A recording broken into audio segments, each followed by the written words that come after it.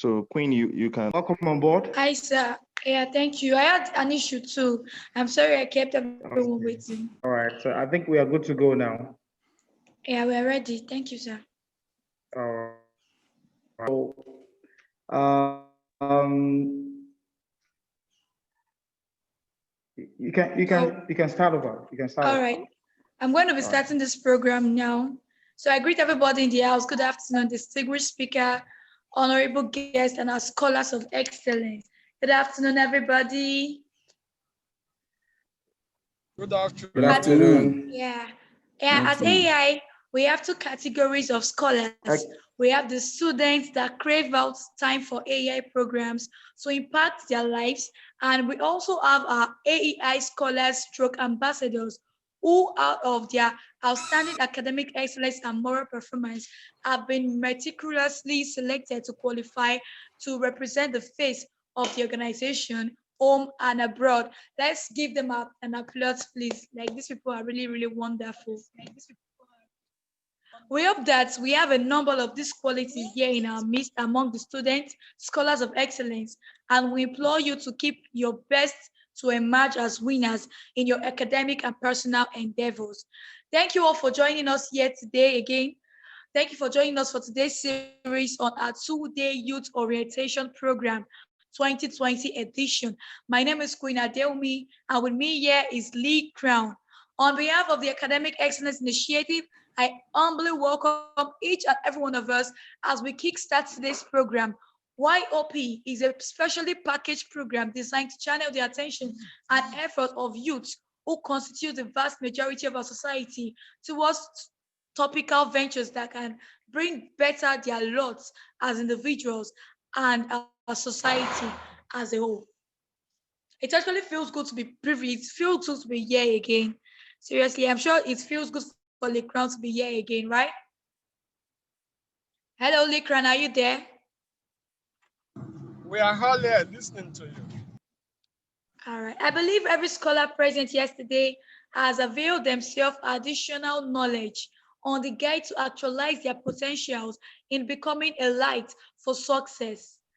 And I am of the opinion that we have long to witness this the start of today's program. Like, everyone has been waiting to witness the start of today's program. Despite the fact that we have some technical issues, I'm very glad that we are gathered here today again. So to serve as a reminder,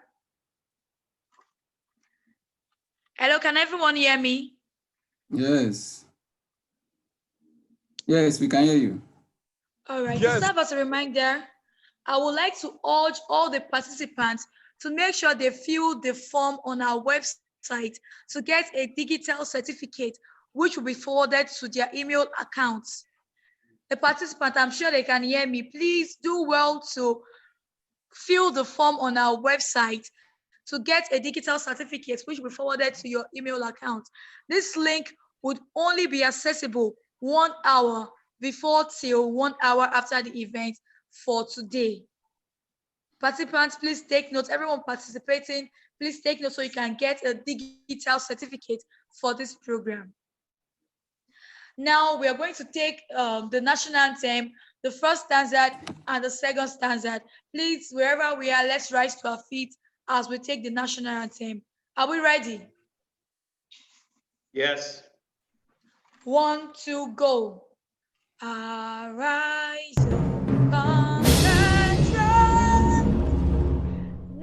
Nigeria's gone away to share our father's land with love and strength and faith. The labor of our heroes past shall never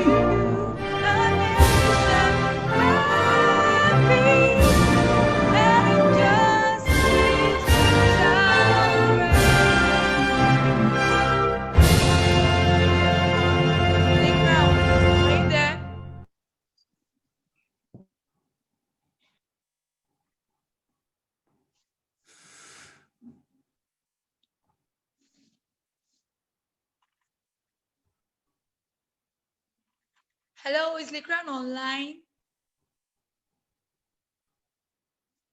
All right. So next we are going to be introducing the invited guests. The next agenda on today's program is invitation of our guests, introduction of our guests. We have our acadopreneur in our midst. Don't worry, you'll get to be schooled as to what that means. I'm sure not every one of us know what acadopreneur means. He's a professor of repute, an ambassador of excellence, and is by the name Professor Musa Albino. Apart from him, we also have an erudite academic, oh my God, like academic Junamont in the house. I'm referring to no other person than Dr. Adegbola Ojo. We have some other personalities from here and overseas who will be introduced in due course. Our Director of Academic Excellence Initiative, Engineer Fajid, and the national leadership of the initiative are also very much with us this day, the second day of our nationwide youth orientation program 2020. I also want to remind the participants that in the webinar, we are to remain in default mute mode. Please, all the participants should remain in mute. Don't unmute your mic for now. When when it's time for you to talk, you'll be called upon. Please make sure your mic is on mute right now. The speakers will unmute only when requested. Anyone that will be called to speak on this platform would be requested to unmute when it is time for them to talk. And there will be questions, and questions will be asked through the raise of hand, through the reaction button, or through the question chat box. We have a Q&A box up there. You can actually type in your questions there, and it will reach us and we'll actually answer your questions. AEI. Excellence, our duty, our right. AEI. Excellence, our duty, our right. Excellence, our duty, our right. Yeah, thank you. Then on the request, the camera may be put on, else it will be off. Your camera should be on when requested. If you're not requested to show your face or for your camera to be on, please put it off. And I would like to urge all the participants to make sure they fill the Google form on the platform to get a digital certificate, which we forwarded to their email accounts. Please take note of this. This link would only be accessible one after before till one after the event of today. AEI. AEI. Excellence, our duty, our right. Now, without further ado, we will turn the time over to our distinguished speaker. To start with is Professor Musa Albino on the topic Global Competitiveness, the Digital Learning Imperative. Do we have a professor in the house already? Yes, I'm in the house, but I will want Engineer Jubri Bala to take maybe the first 5 to 10 minutes while I park the car to join you. Please, Engineer Bala, if you're in the house, you can start the lecture first. All right, is our engineer in the house? Yes, I am in the Do we house. have our engineer in the house? Is Engineer Jibril in the house? Yes, I am. Good afternoon. Good afternoon, sir. Welcome to today's program. All right, sir, before you proceed, I would like to give a short introduction of our Professor Musa Albino. All right, before you start, okay, yeah, also on my list, we have Dr. Idowu Kazim. Oh, no, sorry. All right, we have Dr. Idowu Kazim here too. So please, I want to invite Dr. Idowu Kazim, which is a senior lecturer in the Department of Biochemistry, Lagos State University of Ojo, and is also the Assistant Director of Academic Excellence Initiative. I will call on him now to give us a brief introduction of our Professor Musa Albino. Dr. Kazim, are you in the house? Yes, I am. All right, sir. So right about now, we will be giving us a brief introduction of our Professor Musa Albino. Welcome, sir. Thank you, the moderator. It's Thank you, sir. indeed a pleasure to be called upon to introduce an acadopreneur, Professor Abiodun Musa Aibinu. Professor Aibinu is an acadopreneur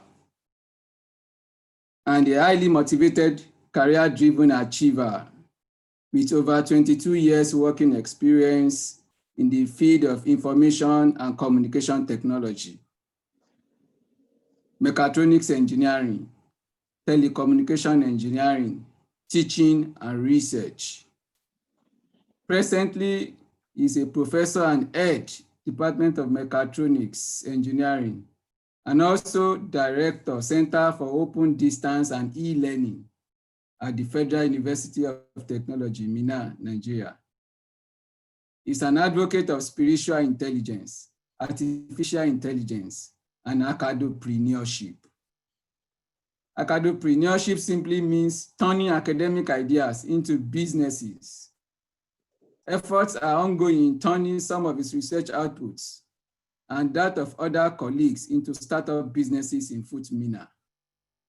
In 2017, Professor Aibinu is one of the recipients of the highly prestigious Nigerian Air Force Research and Development Award. Also in 2019, he was honored with Savicom Excellence Award by the Federal University of Technology, Minna, Nigeria, in recognition of his selfless services and contributions to the development of Federal University of Technology, Minna, and the country at large. His research interests include digital signal and image processing, ICT, intelligent system with focus on telecommunication, mechatronic system development, and artificial intelligence. Permit me to introduce to you Professor Musa Aibinu. Welcome, sir. Thank you very much, Dr. Kazim, for that wonderful presentation. Thank you very much, sir. Please let everyone welcome our Professor Musa Aibinu to the house. Is he available now? He's still trying to set up, but I will stand in for him and he will join in later. All right, sir. Thank you very much, sir. Okay, permit me to share my screen. Yeah, you can share your screen. See the screen? Yes, we can see it. Okay, good afternoon, everyone. My name is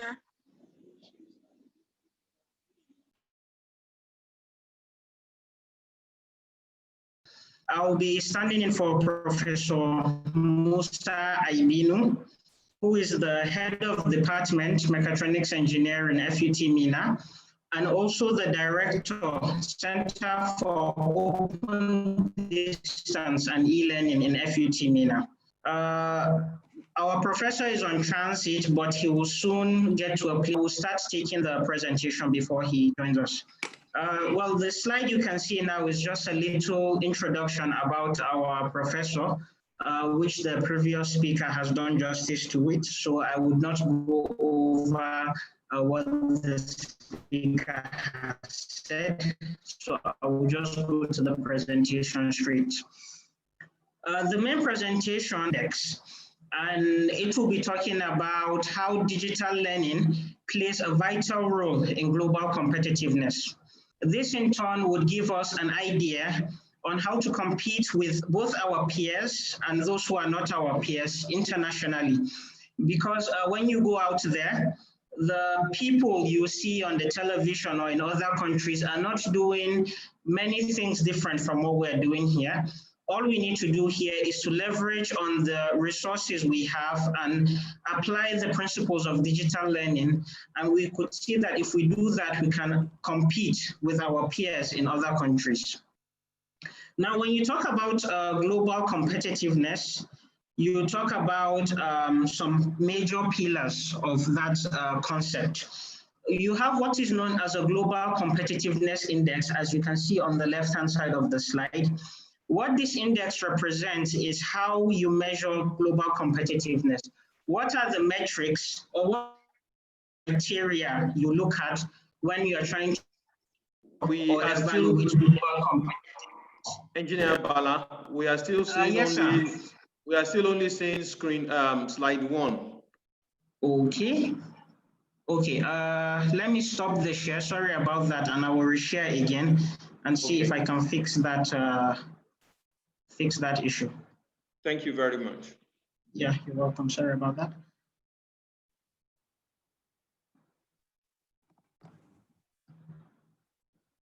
Okay. Okay, can we see the presentation outline? Yes. Yes. Okay. Yes, okay. we can see it. Okay, thank you.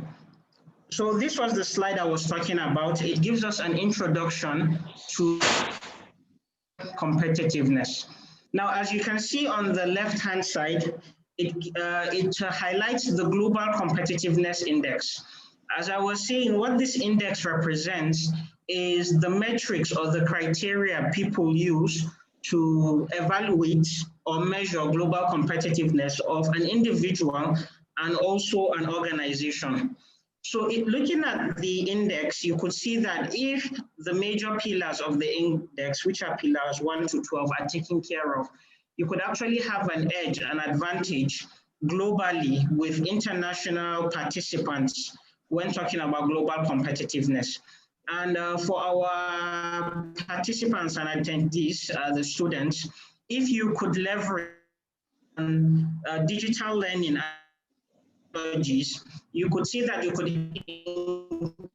increase your index of global competitiveness to a wide range of opportunities in terms of scholarships, Hello, engineer. in terms of employment, as Hello, you sir. go on further in your education and in your employment. Hello. Sorry Yes. to interrupt you, sir. Hello? Please, for the participants, in order for you to see the presentation, but you can zoom in on your screen so you can have a clear vision of what is in the presentation. So you can continue, sir. Okay, thank you for Sorry that. to cut you short. No, it's all right. So from the Global Competitiveness Index, you could see on the left, there are 3 major sections under the main Global Competitiveness Index. You have the Basic Requirements Sub-Index, the Efficiency Enhancer Sub-Index, and the Innovation and Sophistication Sub-Index. Now, I'm going to talk about what these mean briefly.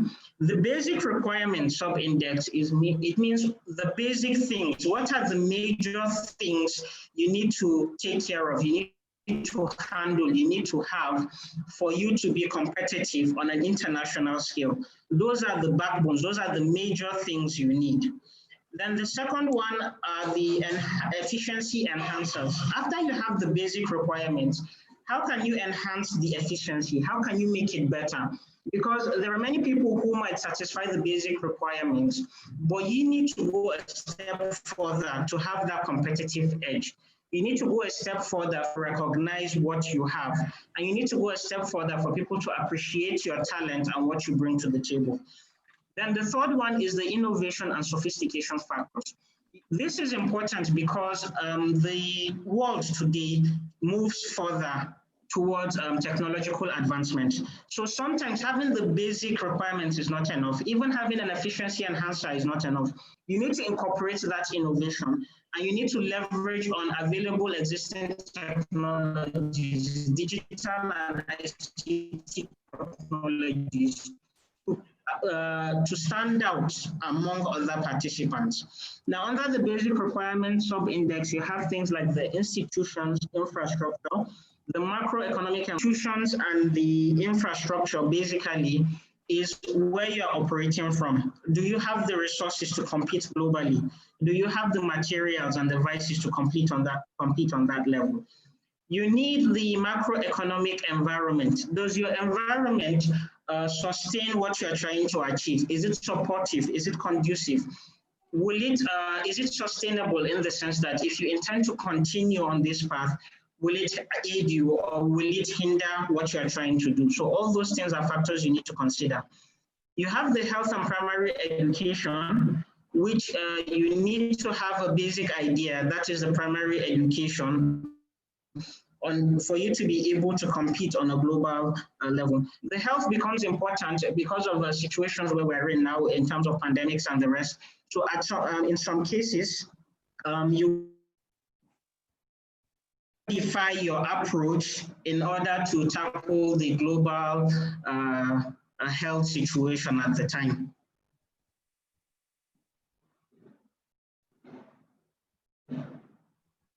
Now, looking at the efficiency enhancer sub-index, you have areas such as higher education, good market efficiency, labor market efficiency, financial market development, technological readiness, and market size.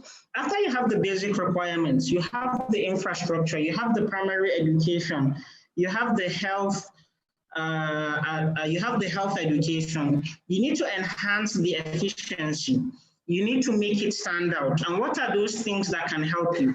If you have higher education in terms of your university education or polytechnic or college of education, or you go for professional courses or postgraduate education, it gives you more knowledge and more skills to enhance your competitiveness. Because sometimes having the basic education is not enough. You might need to go an extra mile in acquiring your education for you to compete on a global level. You also have the goods market and the labor market efficiency. Sometimes what people want to see is not just your education status. Some people want to see what kind of contribution would you make to the labor market. Sometimes you might learn something in the classroom, but when you go outside, you would be required to apply it in a practical way to the real world. So in that kind of situation, you have to have that market efficiency to demonstrate to potential recruiters that you have what it takes to apply your knowledge in the real world. You have the financial market development.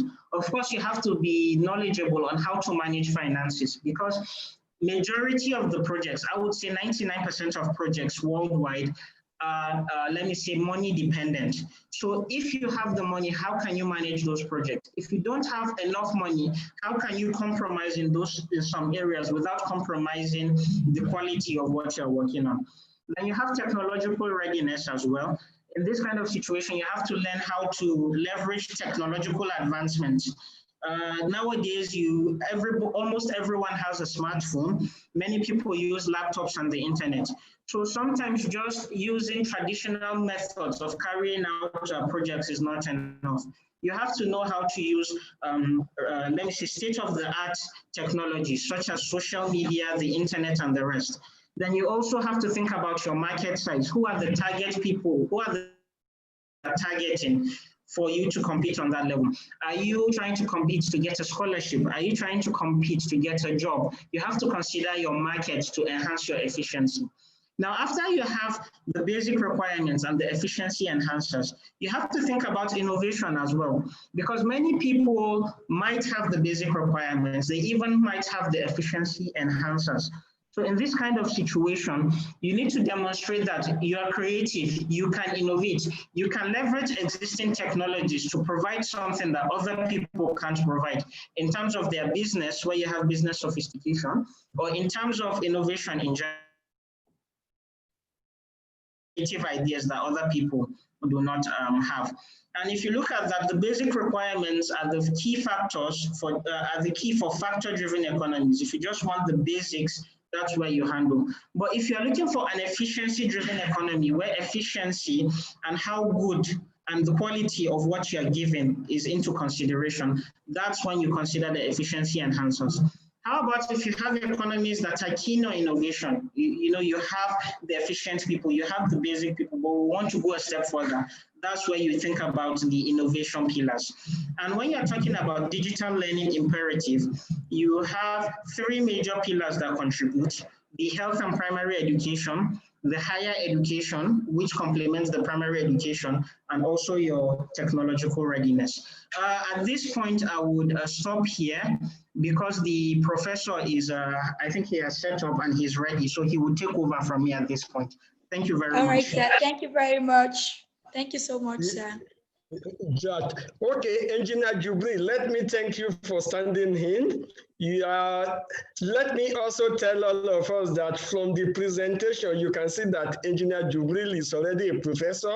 He's only waiting for his confirmation as a professor. So very soon we will invite all of you to Minna for that confirmation. So I will be using a slide, Yes, so you can help me to the next slide.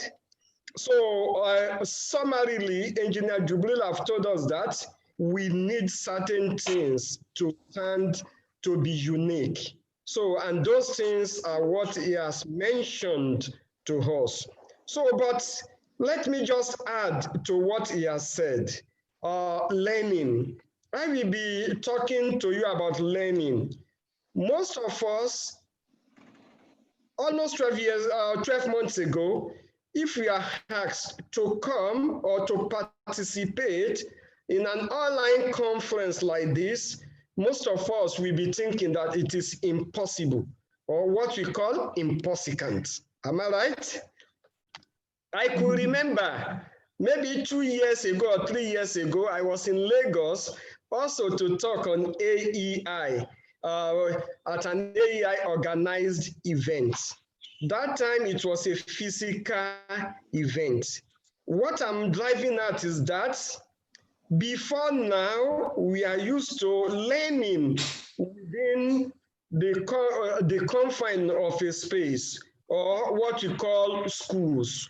So knowledge isn't held again behind school walls any longer. So that means that you can find knowledge anywhere, everywhere, at any time. You can see now that you are participating in this conference right now, and you are participating from the comfort of your house. AEI? Excellence at duty, all right. Excellence, our duty, all right. Is that some years ago, there was few in the way of digital learning, or what you call online education or e-learning. But now, most of us can now attest to the fact that we can hardly do without what is called digital interaction. Some few months ago, most of us would never even dream of attending this. So learning is taking, nowadays, learning is now taking different turn. Learning is now taking different shape from what it used to be. That is, now you can learn from anywhere at any particular point in time. And then you can also participate. But most importantly, in this age, is the use of what you call information communication technology, or what you call digital devices. So summarily, in this slide, what I've just said is that learning has taken a new dimension. Learning has what? Has taken a new dimension. And then learning is no longer will confine to the four walls of your school. Next slide, please. So in the next slide, I will be talking about what most of us will be seeing, which is what you call digital learning. Digital learning is very simple. What does it mean? It means that learning using what is called digital age technologies.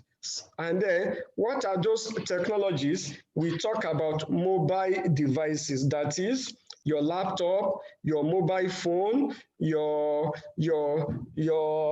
Android devices, and the rest. That is what you call digital devices. So when we say digital learning, that is you are using digital tools to learn, which include your phone, your smart board, and the rest. So it's no longer about blackboard and chalk.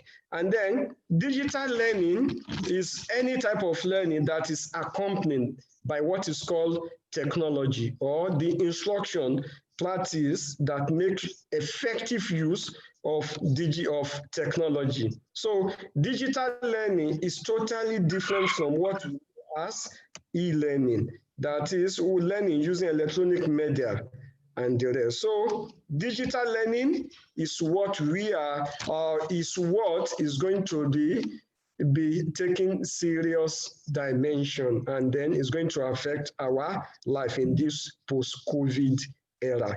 But before going further, please, I will just want one of us to unmute our mic, just anybody. What do we know about COVID and what is it all about? Just anybody there? Next slide while we wait for that.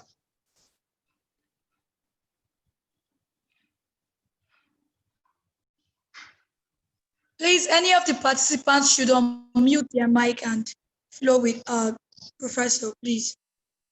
Any of the participants? Anybody there? Yes, you are free to unmute and just say anybody. Yes, okay, I'm still waiting for, yeah, please. I think maybe one of them has to signify, maybe raise their hand, and then the moderator can then give them access. Yeah, okay. But I don't think they have access to audio now. Yeah, okay. Okay, please, if they don't have access to audio, you can see an icon at the lower part of the screen that you can use to raise up your hand. That's just what I want us to do. You can raise up your hand, or you can type the answer in that column that we have Q&A. So try to find out how to raise your hand, and then or how to type in the question and answer section. The whole idea I want to share there is that digital learning has taken new dimension. With digital learning, there is restriction and barrier are no longer available. That is, they have been removed, and it is being provided, and it also gives you access to global knowledge, and then education become easier, and it no longer confines to the four walls of your classroom or of your institution. With digital learning, even those who will have differentialized, or those who will have felt left behind, are no longer feeling so, because you have access to all what you need, you have access to the information, you have access to that information or knowledge at any particular point in time. So summarily, what we are saying is that digital learning provides solutions that e-learning and some other form of learning or the traditional learning cannot provide. And then digital learning remove barrier, remove restriction, remove differentiation, and it makes learning to be what is called democratized. With that, you can learn from any part of the world, you can learn at any particular point in time, and you can learn at your own leisure time. Because later, we shall be talking about what is called open learning. That is, learn at your own speed, and you learn only what you want to learn. The next slide, I will be talking about why digital learning. Next slide, please. Why do you think we need digital learning at this period? Number one is that research has shown that connectivity, that is youth, between ages of 15 and 24 are the most connected groups in worldwide, and then 71% are online compared with 48% of the total population. One is what you call connectivity. The other one, why digital learning, is that accessibility. lecturer or for your teacher to tell you anything. You can Google it, you can search on the web by yourself in order to get that knowledge. That is another thing that we call accessibility. Usage, you find it very useful. You find enough evidence and you find enough materials to actually learn. And the most important thing again, why digital learning is what you call flexibility. Flexibility simply means that the use of your smartphone, smart learning, and a smartphone, Android phone, and the rest, you have access to a body of knowledge, and you can learn at your own convenience, at any time, any place, and you can learn whatever you want to learn. So let me summarize it. 4 things. First, that number 1, connectivity. You are highly connected as youth. Number 2 is accessibility. You have access to a body of knowledge. Usage, you are very, very at the right age or right time to use this material. And then you have what is called flexibility. Flexibility is also very, very good. You can learn whatever you want to learn at any particular point in time. Next slide. So don't forget those 4 keywords: connectivity, accessibility, usage, and flexibility for digital learning. And then again, we talk about opportunities. With digital learning, you have lot of opportunities for learning and education, especially in remote regions and during crisis. You could observe that we were all at home for almost 3 to 5 months in Nigeria, but with digital learning, some of us were able to complete our study online. We were able to take some courses online, and we are able to do some certification online. So opportunities abound, so many numerous opportunities from digital learning. And then number 6, access to information is also very, very high. That is, access to information on issues that affect your community or yourself can give you a role in helping to solve them. And then again, economic opportunities. Don't forget, I will remind us that just some few months ago, the Ministry of Communication was actually changed to Ministry of Communication and what? Digital economy, because we are talking about economic opportunities in this post-COVID era. So please take note of that one. And then organizational development.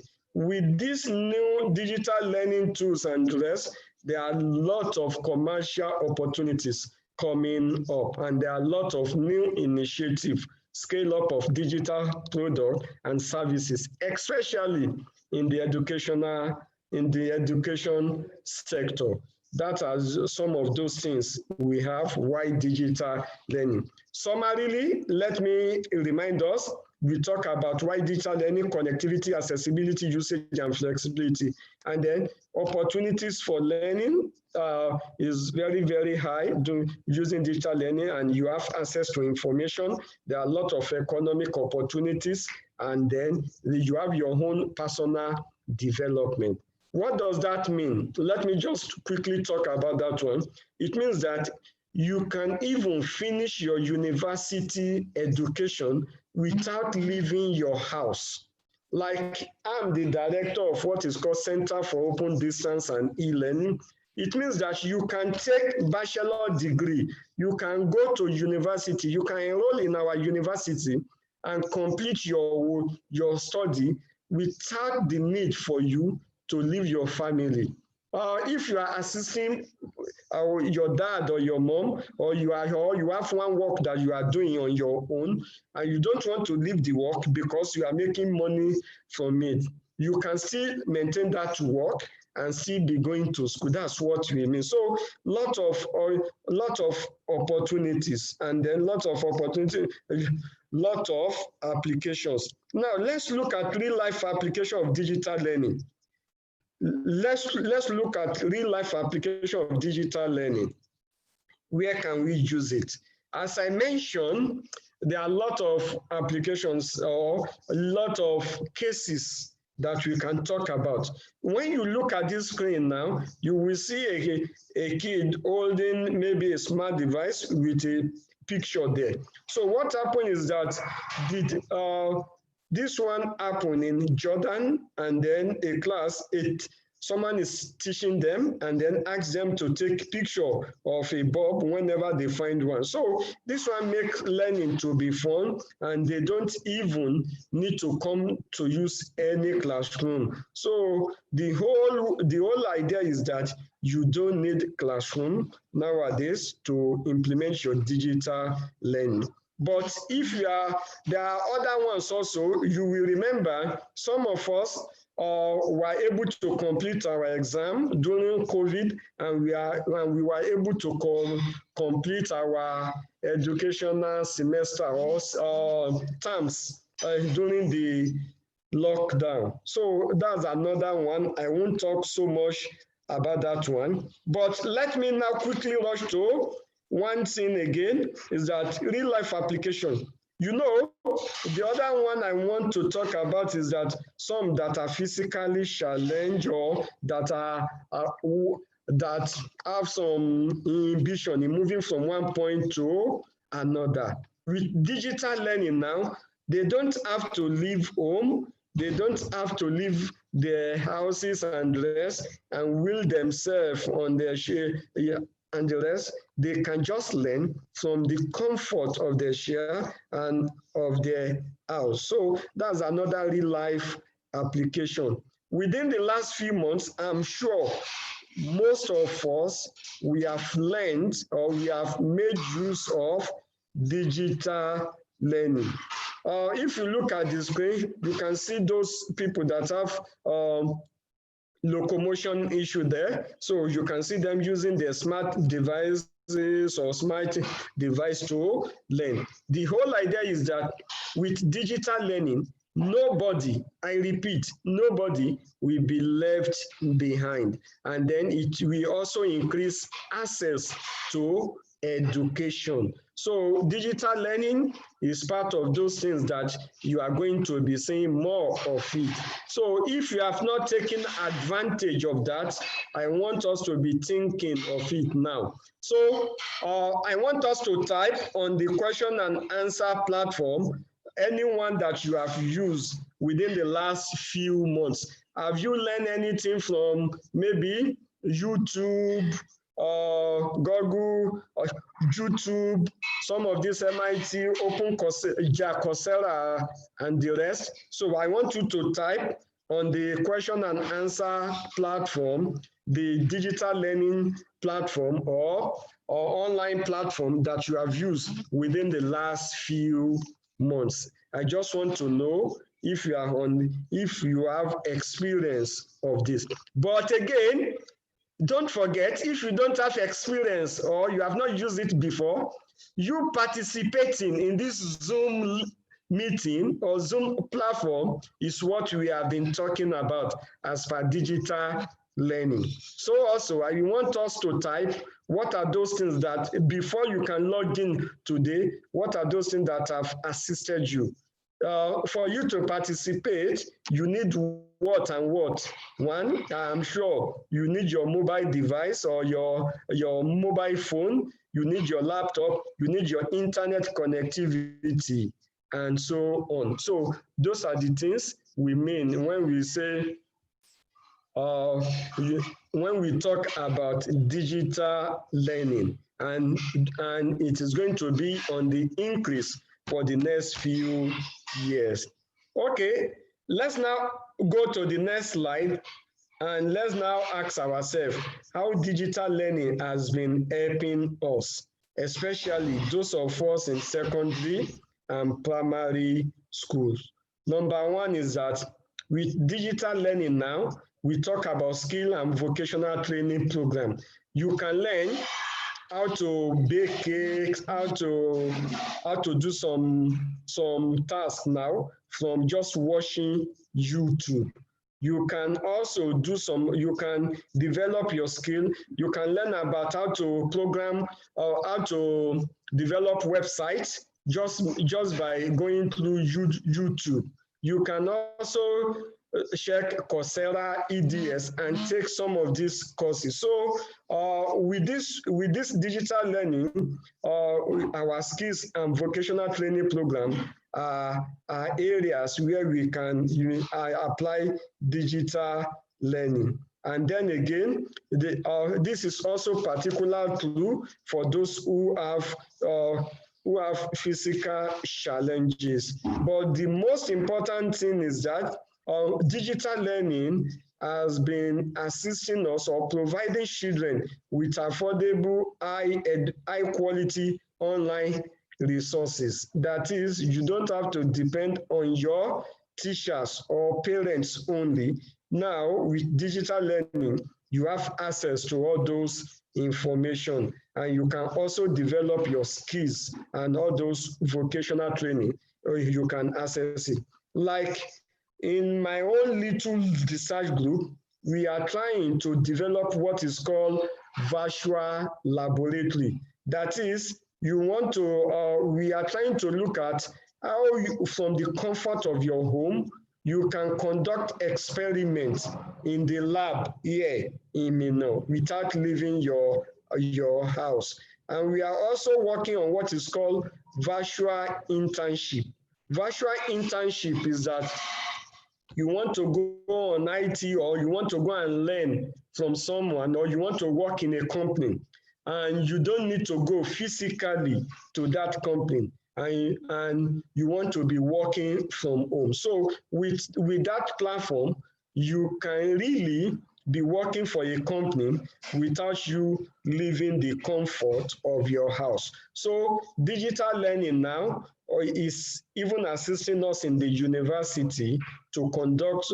We are planning that we are going to deploy it for laboratory exercise, laboratory training, and laboratory assignment. Next slide, please. So it is very, very important for us as children, for us in secondary school, for us in primary school, for us that are undergraduate, to know that digital technology and digital tools are important for us. We should start saving our money to buy some of these devices, or in the worst case, buy one and try to upgrade. So it's no longer about luxury. And again, having your mobile phone and rest is not just for you to be snapping pictures around or to be watching all those comedy only. With your mobile phone, you can learn anything. You can earn any certificate you want to earn. As Engineer Jubril mentioned to us, with your mobile phone now and what you call internet data, you can earn as many certificates as possible, and those certificates can get you a job even before you enter university. And most of these things, they are free online. Next slide. How to operate safely on digital platform. Yes, there are a lot of these platforms and rest online, but just like our mothers or our fathers are always very, very concerned about our safety, so also we need to be concerned about our safety online. So we must learn how to operate safely. Number one is that don't give your login information or your digital information to anybody online. Number two, always try to operate in digital environment that are safe. How do you know that? When you go to any website and you not see any padlock security, any padlock sign at the top there, know that the website or that place is not safe. And then, or when you also look at it and they are asking for certain information, your password, your PIN number, your bank account detail, and the rest, please be very, very careful. So you must only access and operate in digital environment safely, ethically, and effectively. And then before you give any information, critically evaluate the information, or critically evaluate what you are giving, and then critically evaluate what you are consuming. There are a lot of unverified information online there. So when you get information online, don't just swallow it, hook, line, and sinker.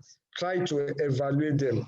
And then again, because this is digital age, this is digital platform, you need to learn how to communicate safely, responsibly, and effectively.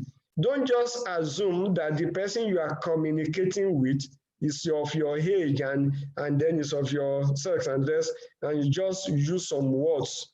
Please, when you communicate on digital platform, be very mindful that that information can be retrieved easily and can be used for or against you.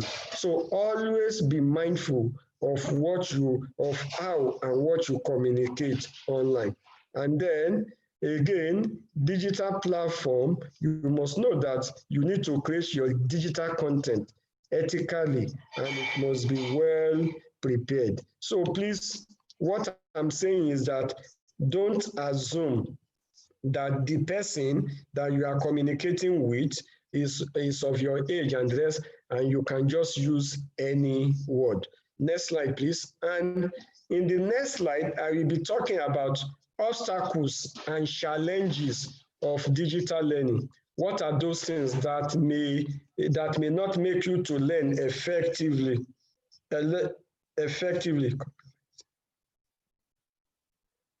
Yes, so someone have quickly replied me on the question I asked the other time that, sir, I've learned a lot. I learned graphic with development and copywriting. So yes, that is one. That's a very good one. So you can see that most of us benefited from the use of digital platform during this lockdown.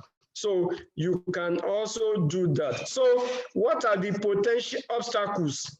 Number one is that our internet penetration or access to internet. I know I know internet data, or what you call data, is not free. So that one can be one of the obstacles. Or in our area, we don't have good network, or what you call quality of service is very poor. That is, the network is not so good. That's also an obstacle. And then some of us, our parents have not allowed us to have digital device. That may be another obstacle. But what I will employ us is that why our parents have not allowed us has to do with abuse by some people. So please don't let us use our own device. Don't let us abuse the use. Then our parents will allow us. So access to internet, access to digital device, and then motivation to participate. As of now, some of us are still feeling that useful, and then is it of the same standard as doing face-to-face learning? As I mentioned to you, and you have been told that during my citation that I'm the director of Center for Open Distance and E-Learning.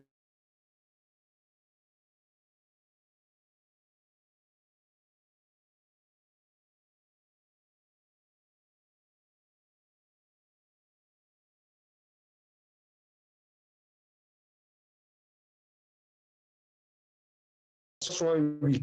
It means that in 3 months, you are only expected on campus for only 1 week to come and write the examination. So motivation to participate is another thing. Please be motivated and be rest assured that you can learn online.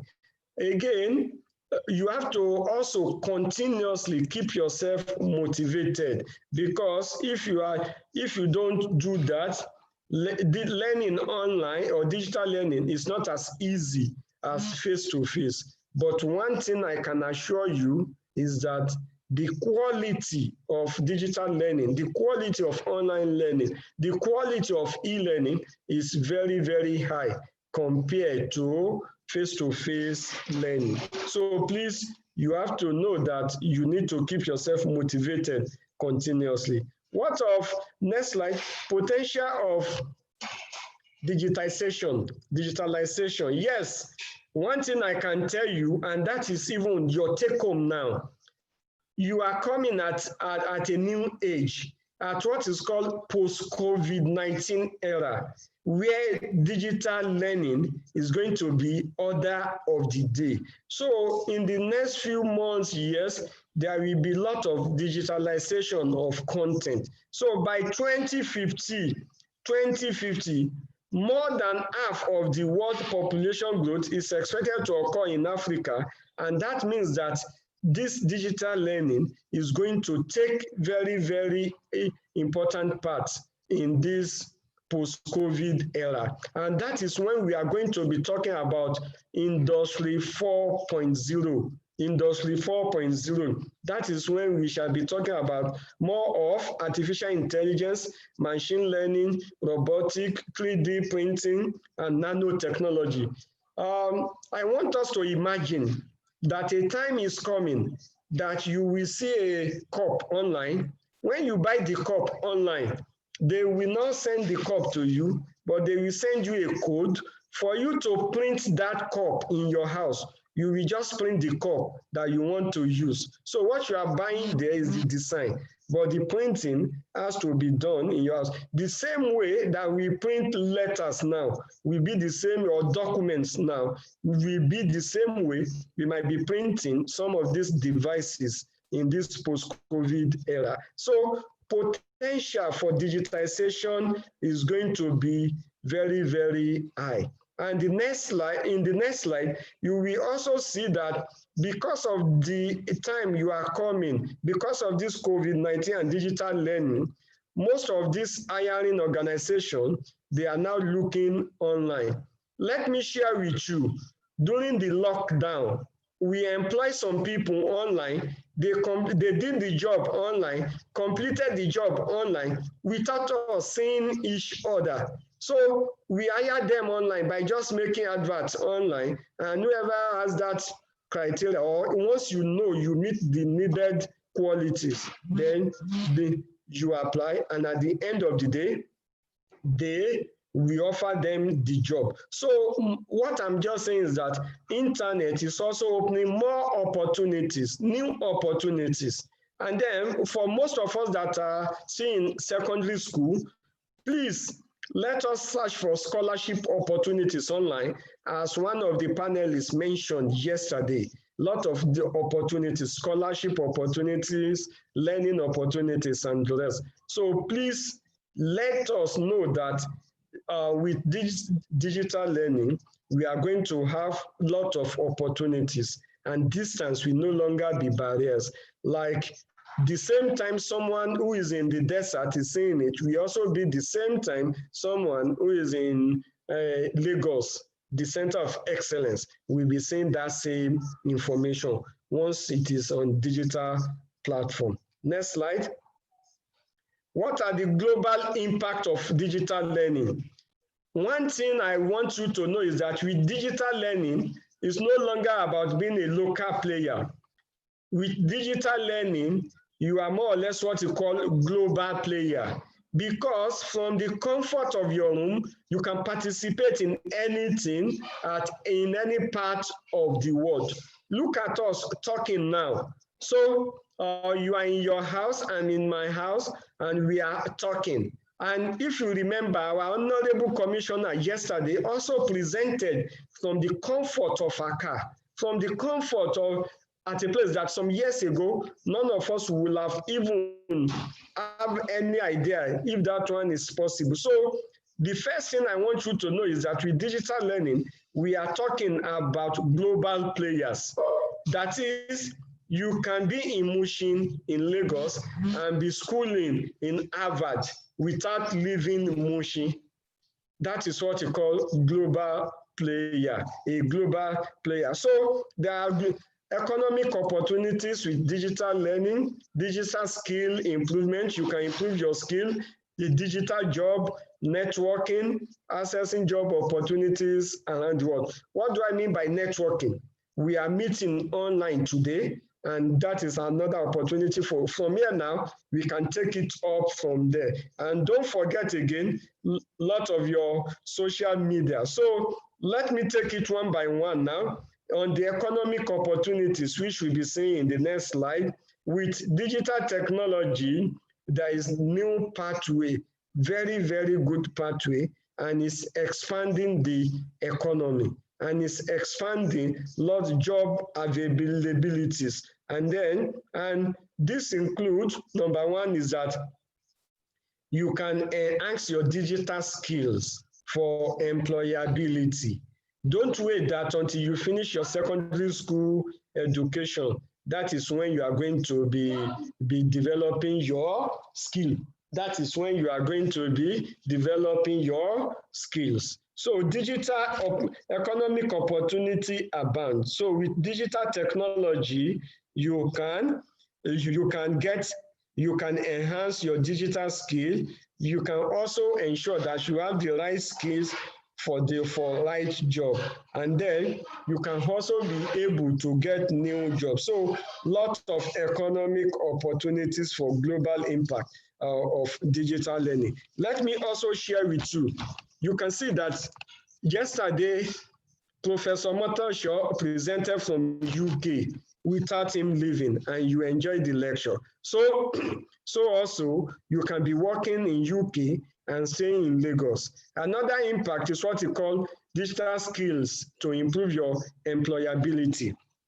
Nowadays, we are going to be talking about digital skills. Your online presentation skill, your online dressing skill, and then please let me also warn us, every day when we finish dressing, we look ourselves in the mirror, am I right?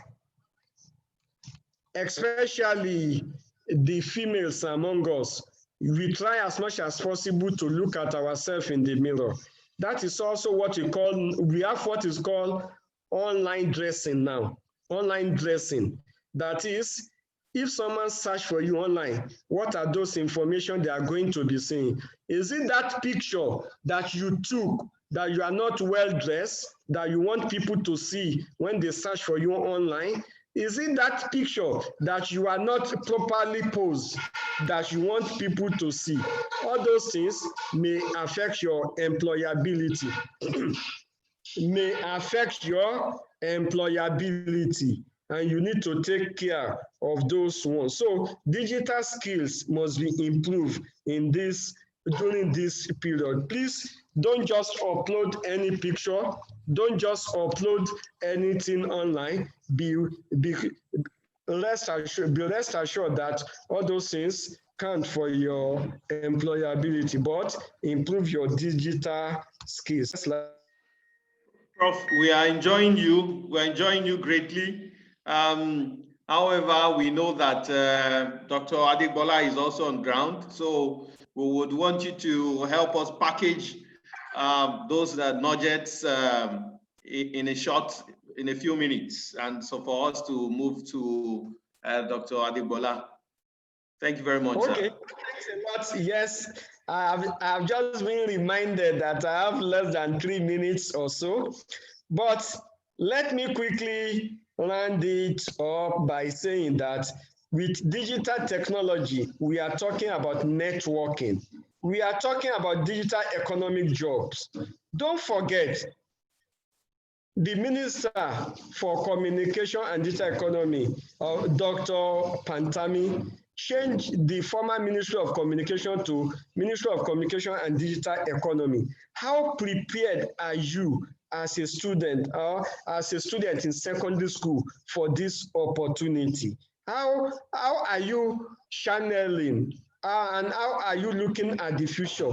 Don't forget, we are in post-COVID era. What our parents and what some of us now went through, you might not need that. It is no longer going to be about your certificate, but about what you call your portfolio. Your portfolio. What do we mean by your portfolio? All those small courses, all those small trainings that you have taken online, those ones will be seriously required. That is what we have under the digital economy job. Digital economy's job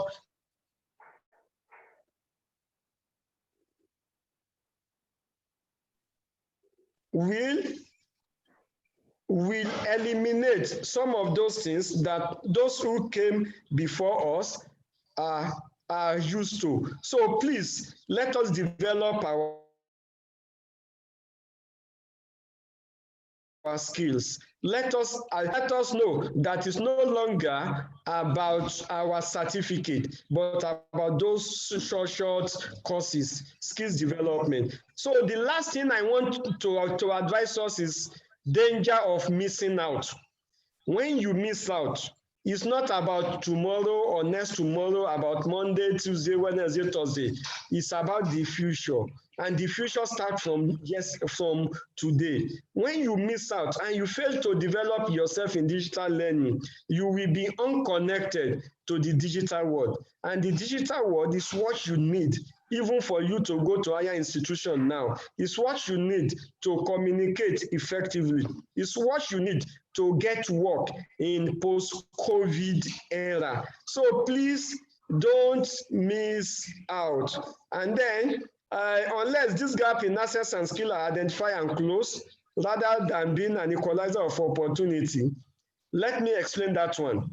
Digital learning is equalizing opportunity. The same way those who live in Banana Island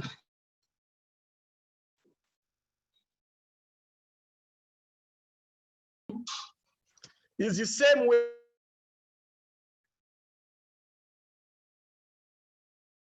that you are in is the same way that you from Mushin and Ajegunle, you are going to be learning. So digital learning is meant to equalize opportunity. That is, it will not bring any divide unless. So it's meant to equalize opportunity, give you that edge, it gives you that opportunity with those who are from rich home that we think that they are from rich home and they have opportunity more than us. Because if a job is advertised now, there will not be anywhere they will put, you have to be son of so, or you have to bring letter. All will be done online and the software will shortlist. So all those things are important. So please don't miss out. Once you miss out, it is going to be what is called 7-up. The difference is going to be very, very clear. It is on this note, I say thank you for listening, and it has been a time well spent with you. Thanks and remain blessed. God bless you all. Thank you very much, sir. Thank you very much, Professor. Thank you so much.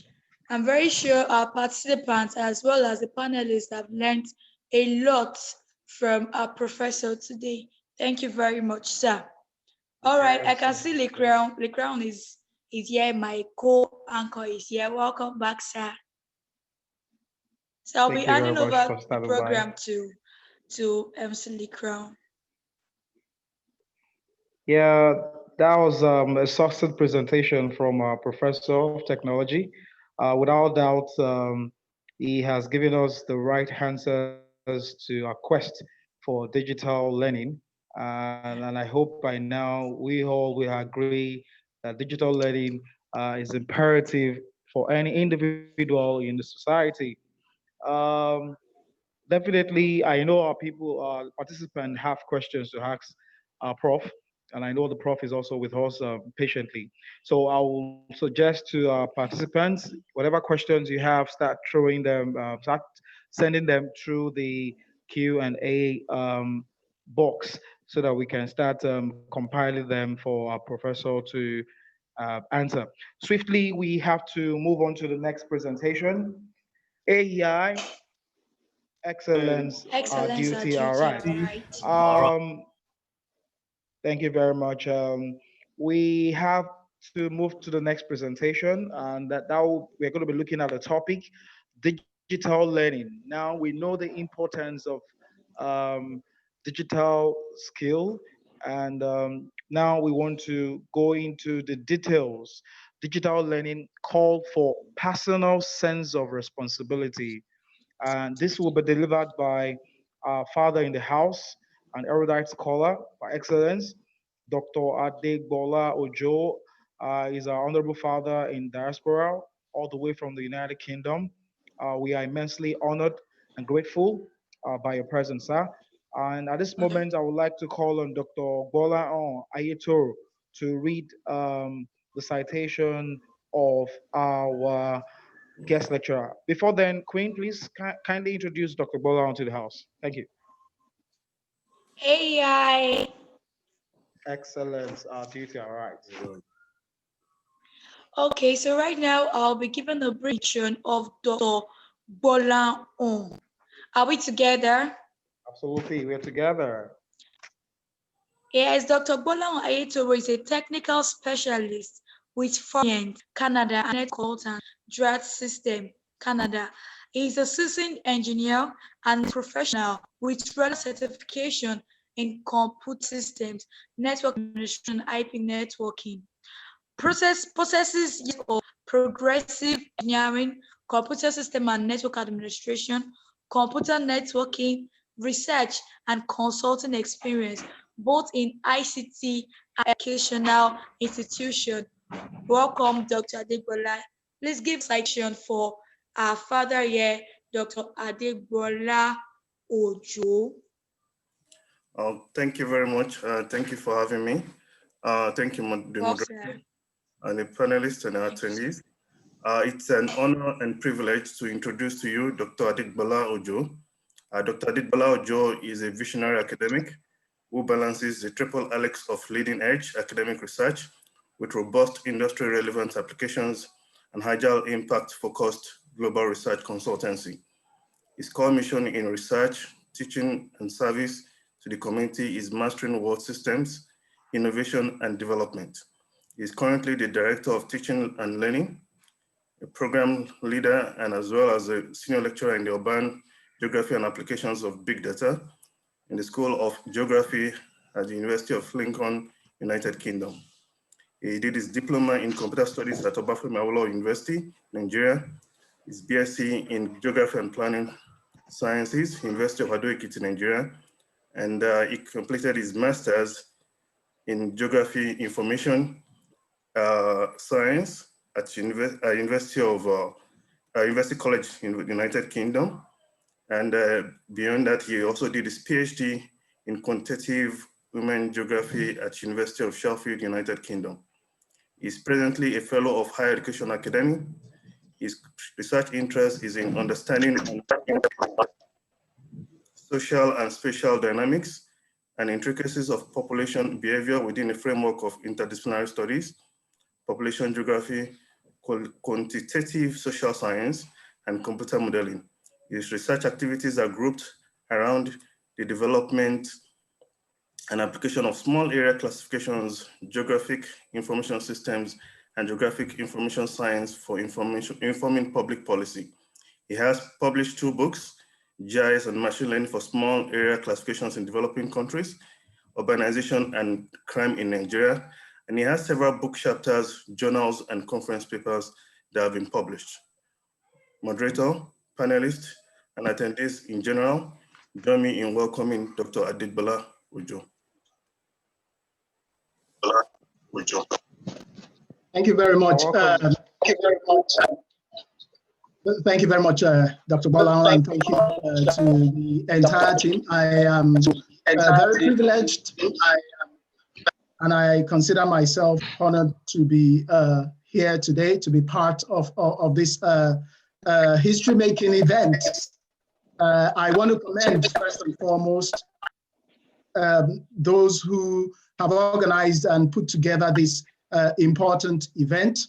And I think it is a watershed moment in the history of our nation, because I firmly believe that the future belongs to young people. I'm getting a little bit of feedback. Yes, so I firmly believe that the future belongs to young people, and they will determine the direction in which our country progresses, and indeed our continent. So events like this are very relevant, very timely, and indeed very important. I hope you can all hear me loud and clear. So once again, thank you very much. Yes, I am humbled, I am privileged, and I also want to commend the earlier speaker, Prof. Ibinu. Thank you for your very exciting and stimulating presentation. Commendations should also go to the keynote speaker from yesterday and our commissioner. So yes, I will try as much as possible to follow in their footsteps. Let me first of all try and share my screen. I hope, can I just confirm that you can all see my screen?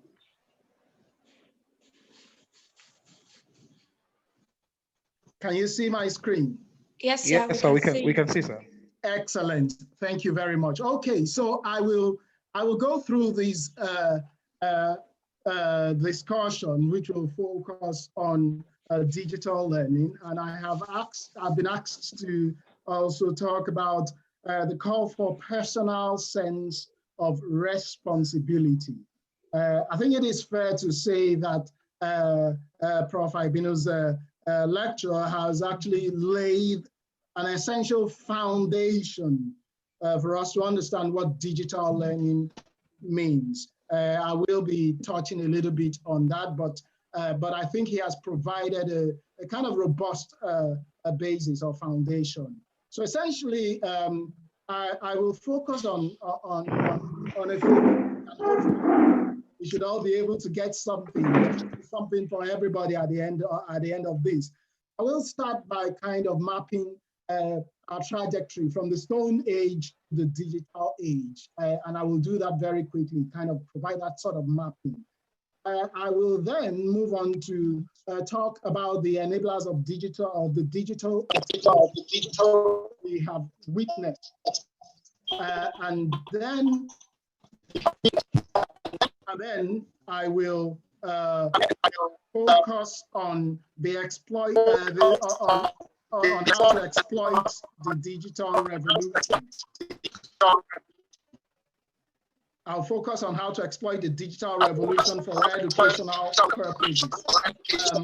And then talk about responsibility in digital learning spaces and provide some concluding remarks. Okay. So let us make a start. Human history can be viewed through several epochs, and perhaps many of us are already aware of some of these epochs. Beginning from the Stone Age through the information age, which is the age where we kind of find ourselves at the moment.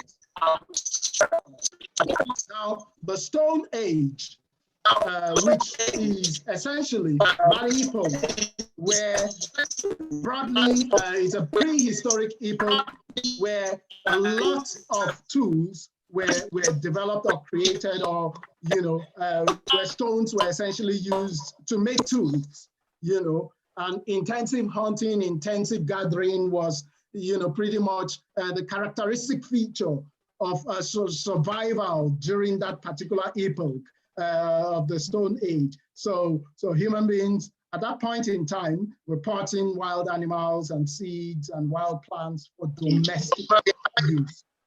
Okay, so that's what the Stone Age looks like. And then following the Stone Age, the Bronze Age. The Bronze Age, again, similar to the Stone Age, was a prehistoric period characterized fundamentally by the use of bronze, based on the archaeological evidence that's been excavated from that prehistoric period.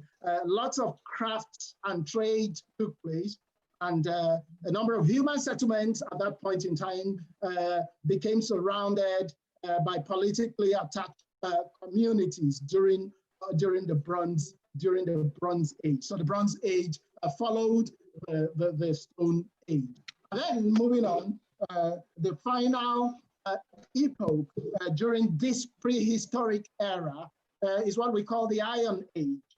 And the Iron Age basically was the age where these settlements began to receive some sort of connectivity, and road networks were established to connect settlements together, and we started to witness the emergence of empires and things like that.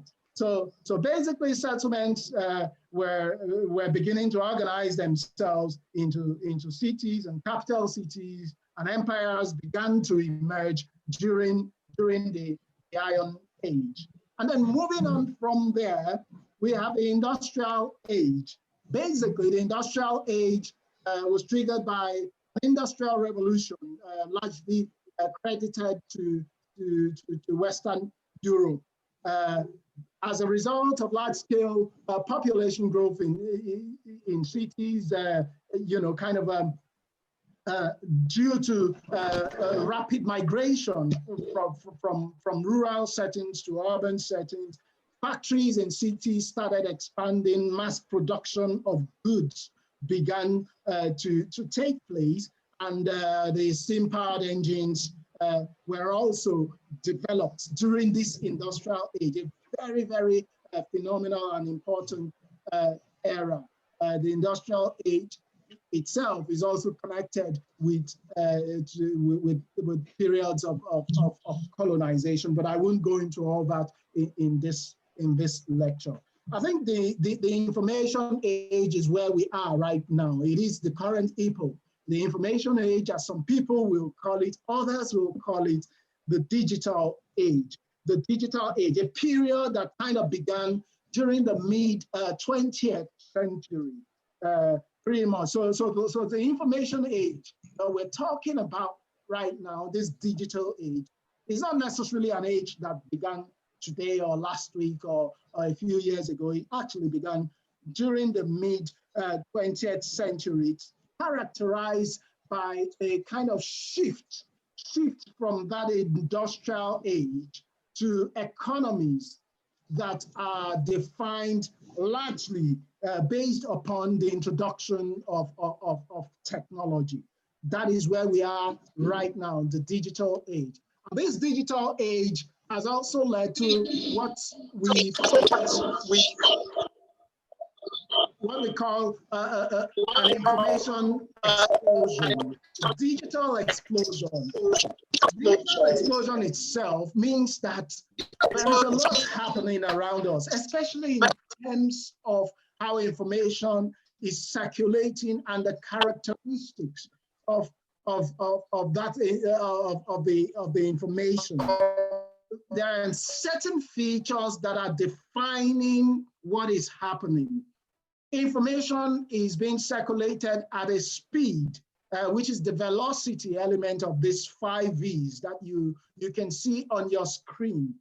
At a rapid speed, information is being generated at a rapid speed and circulated at that speed. And what we also know is that the sheer volume of information that is being generated is momentous, it is massive, it is monumental. Everywhere we find ourselves, everywhere we interact with a digital platform, we leave behind what's called digital footprints. So at every point that we communicate using a digital platform, we leave behind a digital footprint. And those footprints contribute to the volume of information that we now have around us, which has also contributed to the explosion, the digital explosion that we are talking about. And of course, there are varieties of this data, varieties of information. Some of these are very structured, others are unstructured. Structured just means that they become organized, where the data or the information has been cleaned, it's been organized, it's been partitioned appropriately, it's been tabulated and ready for further processing. That is structured. But when it is unstructured, it requires additional work to be done on it. So we have a variety of data sets, variety of information generated as a result of our interaction, or as a result of the digital footprints that we are leaving behind. The veracity of this information has to do with the extent to which the information is reliable or trustworthy. Many of you will be familiar with the term fake news, for instance. This is a term that has been popularized, especially in the last few years, because of the veracity. It has to do with the veracity of information. So we have to be able to develop the capacity to filter through the information that is being generated, the data that we are coming across, to detect truth in that data or the information. Not everything that you see online is actually true. There is a lot of falsehood as well. And of course, value, which is the fifth element of these 5 V's, having to do with access to the required and relevant information. It's basically talking about the relevance. And you can learn more about some of these things in my new book, which will be released in December by Taylor and Francis. That's the book up there. It's a path-breaking textbook. So yes, it's been a very remarkable transition in the last few years. I wonder how many of us young people, particularly who are listening to me, I wonder how many of you would be familiar with this particular device. You know, a few years back, this device could only make phone calls, could only send text messages. It was very straightforward with a basic, interface, and very, very basic operating system. And within a few years, we've kind of had this sort of remarkable transition within a few years to smarter phones that can do so much more, measure our heart rates, give us indicative readings about the temperature, accelerometers, devices that can actually take pictures from the front or the rear, devices that have global positioning systems, embedded within them. And of course, social media devices for some of our phones have become offices themselves. You can actually run an office effectively from a mobile phone. And of course, mobile phones are very much connected to the Internet of Things and can also be used as devices to operate autonomous systems.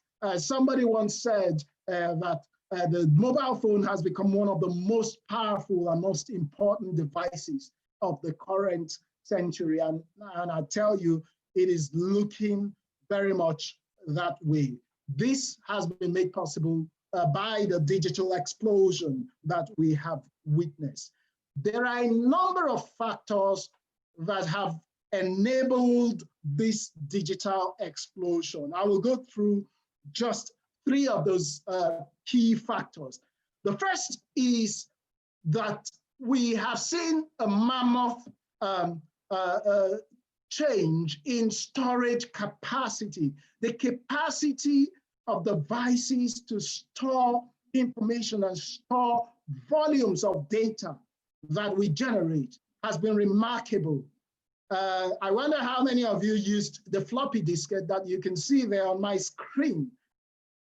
Back in the day, we used the floppy disks, and we would slot the floppy disks into our computer, save information on it.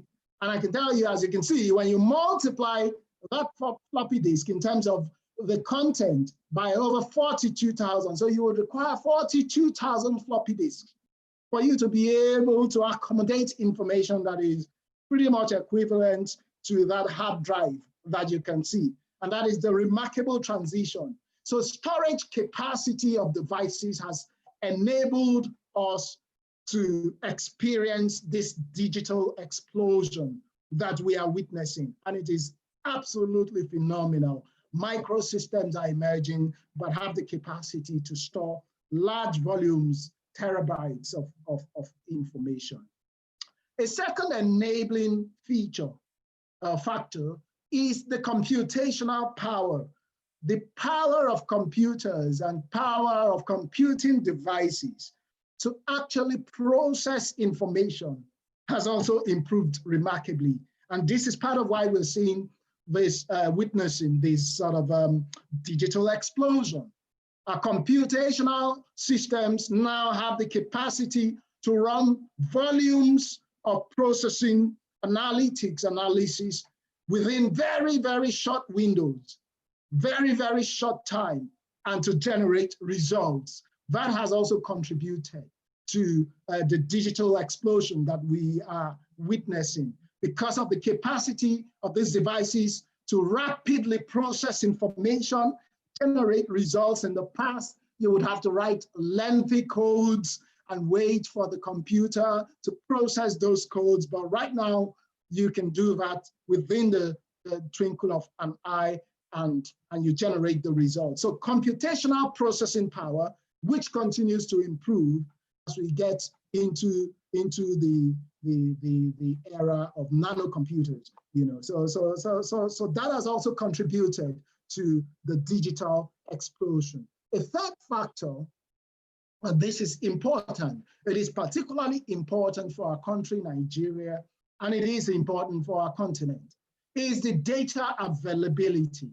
The fact that we now have greater access to data. Like I mentioned earlier, every interaction that we have with some sort of digital device, we leave behind a digital footprint. So there is vast volume of data now available out there, which has contributed to the explosion, the digital explosion that we are witnessing. Data from archives have been scanned. Archives include things like newspapers, forms, you know, and things like that, and documents that we have filled in the past using analog systems. So many of those have been scanned and digitized. Documents, media. Right now, these days, we can send images and recipients receive them on the other side at the speed of thought. You know, videos, audios, and things like that. The storage devices, you know, SQL, Hadoop, and things like that. Log data, sensor data from all sorts of GI systems and remote sensing systems and things like that. Social media. I mean, think of all the information that we post on social media platforms. Where do you think all that information goes to? It is saved somewhere, it is stored somewhere. So data availability, and of course sensors. And I want to say this about data availability, because for us to continue to remain at that competitive edge, we must encourage stakeholders in our country to embrace this openness of data. The release of data, the availability of data and access to data helps to improve digital development and contributes to the explosion. So digital data availability has contributed to the digital explosion that we are witnessing. So in terms of applications, I know some of these issues have been mentioned earlier on. Multidimensional applications of in the digital age, smarter healthcare systems and smarter healthcare solutions. And we have seen, for instance, during the pandemic, the capability to rapidly understand, for instance, the geography and the temporal, the spatial and temporal dynamics of the pandemic, which has also, for instance, informed the operational decisions of stakeholders in terms of responding to the pandemic. Multi-channel sales, for instance, retail companies now use digital platforms to make decisions, to target their markets, and to make informed choices. For finance, we see in our everyday lived experiences, for instance, the utilization of digital platforms and digital solutions, for instance, to reduce inequalities in access to finance and things like that. And all sorts of other areas, including security and the use of digital devices to help make our communities safer and our society much more livable. So there are a wide range of application areas. Search quality has improved as a result, for instance, of digital explosion. You can almost search for anything on platforms like Google and other search engines because of the digital explosion and the increase in the availability of data. So there are multivariate and multidimensional applications. If we were to take each and every single application area, we probably will not conclude this lecture, but I thought it would be interesting to kind of show you this slide just to help you understand that there are multidimensional application areas. And now I will focus on exploiting the digital revolution specifically for educational purposes. The digital revolution we have witnessed, and I will I will show you a few examples so that you understand that I'm not just talking about the exploitation from a theoretical perspective, but I'll show you some platforms that you can go and search for and benefit from as well. So in terms of the educational application, the digital revolution has provided us an opportunity, at least in 6 areas, to enhance the quality of education for people at all levels, at least in 6 areas.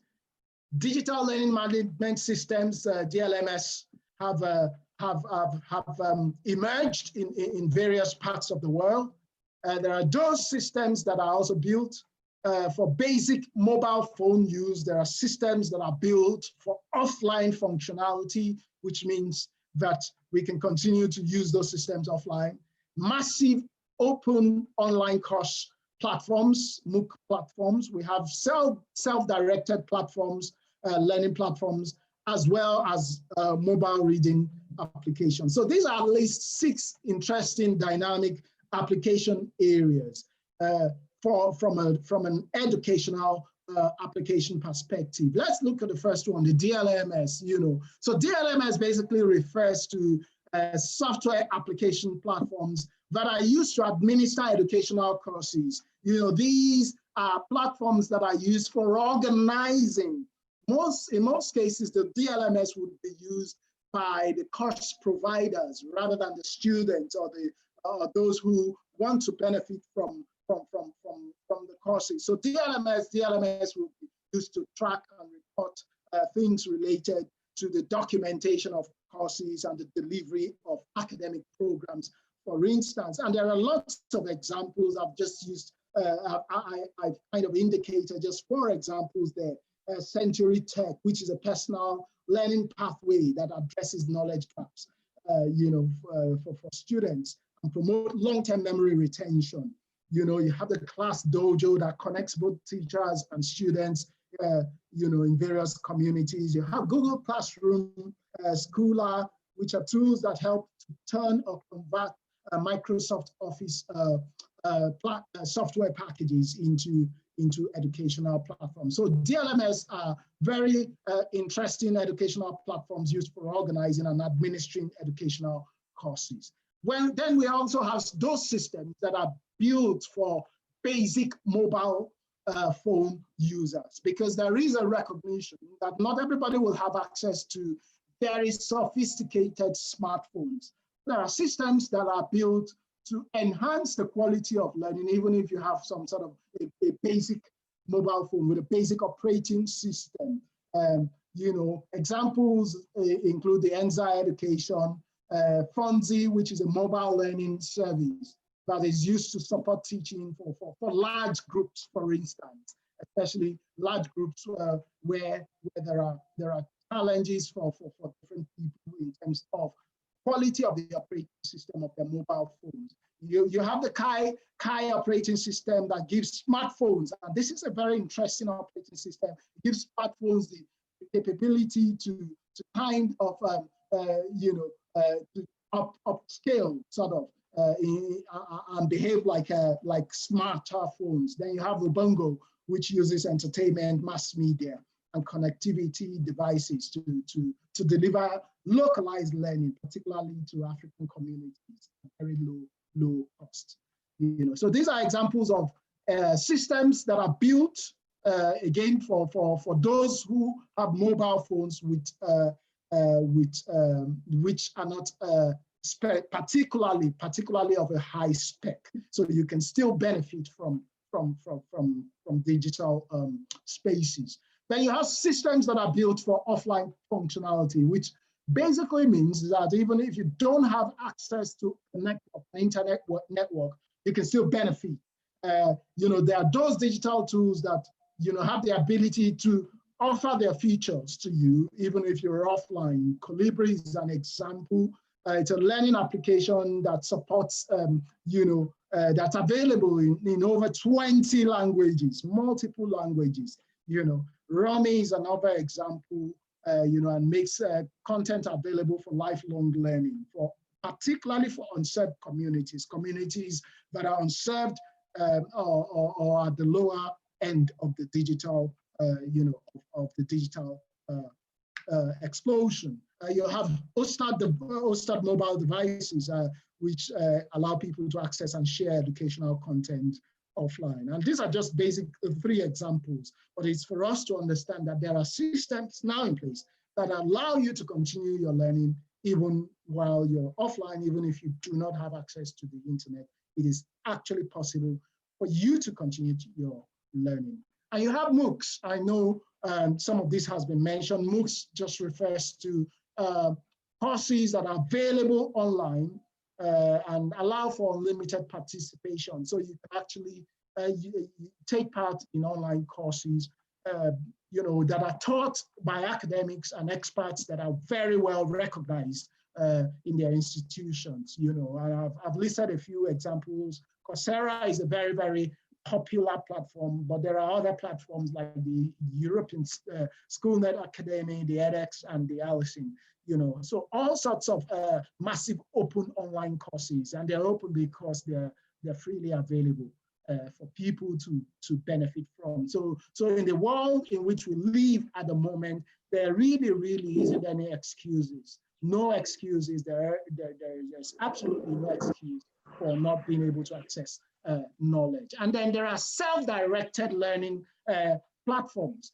Self-directed learning just means that you are able to take the initiative on your own by yourself to kind of diagnose your learning needs, devise the goals, your learning goals, and identify the learning materials. And there are platforms that enable you do these things, because these 3 elements: the diagnosis of learning needs, the formulation of learning goals, and the identification of the appropriate or relevant learning materials or resources are essential for a robust and effective learning cycle. So there are tools that are out there that can enable you to do these 3 things. Take the initiative on your own without the help of an expert or without the help of others. It's tools like Duolingo, Facebook Get Digital. I mean, I know most people probably use Facebook for all sorts of social engagement, but there are also learning platforms.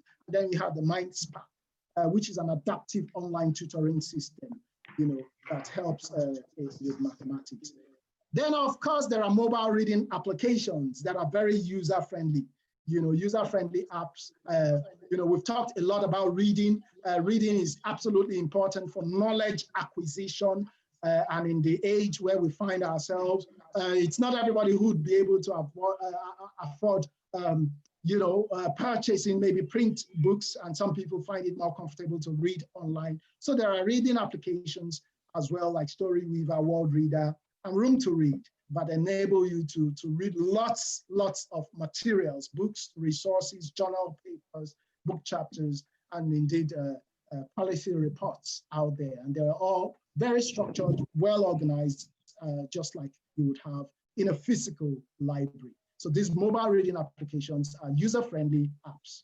Okay, so those are some of the things that, some of the examples of educational platforms, digital platforms that can be used to exploit the explosion that we are witnessing from an educational perspective. Now, how do you take responsibility? Sorry, Doc. Doctor, sir? Yes. Yes, is it possible we round off in the next 3 minutes, sir, so that we can actually, all right, sir. Thank you, sir. That's perfectly all right. I think I've got about 2 slides or 3 left, actually. All right. So discipline is king, like I said here. Discipline is absolutely central to what you do. One, you should try to follow a routine, eliminate distractions, avoid distractions. There are lots and lots of distractions that we witness online. So you have to be able to eliminate those distractions. I know a lot has been said about that yesterday, but that also has to do with our discipline. Setting goals is absolutely non-negotiable. Without setting goals, then as a student, you find yourself actually doing things in all directions, and you're not able to bring together your ideas and your plans in an efficient way. You should enjoy the flexibility that digital learning offers. So you should try your hands on lots of new things because there is flexibility in learning. At the same time, you should continue to engage with mentors, peers, because learning is not something that should be done in a silo. It should be done in a collaborative manner. That is how we actually acquire the best of knowledge. And of course, we should learn to eat well and sleep well. Finally, and very close, I think this is the penultimate slide, all those things in terms of discipline will allow you to become the 21st century learner. And there are a number of core masteries that your exploitation of the digital learning platforms for educational purposes to deliver to you. And I tell my students, including professionals that I interact with, but there are at least 6 core masteries that you must be able to take, whether in a physical, through physical or face-to-face interaction, learning interaction, or through digital learning. Writing skills. You must be able to sharpen your writing skills. Sharpening your writing skills means you should be able to communicate effectively in writing to various audiences. Your ability to define problems and structure problems in a way that is very methodical. You must also have the patience to listen. As a matter of fact, we learn more when we listen. We learn so much more when we listen.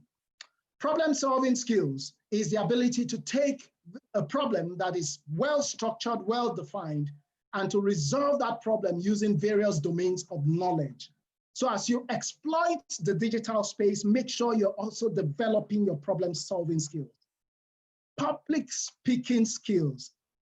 Now it's a very dangerous thing. One of the things that we tend to find is that learning online and using digital platform tends to systematically exclude people from public speaking, but you don't want to lose out on that mastery.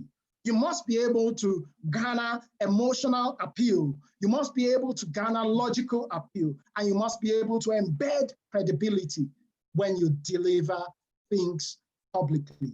And the art of doing. All these other masteries, you must be a doer. There are so many people who are talkers out there today, but very few who are doers. So you must be able to translate all your learning into doing. And that leads me to my concluding remark. A very interesting quote, credited in part to this guy that some of us will know. And he says, knowing is not enough. We must apply. Willing is not enough. We must do.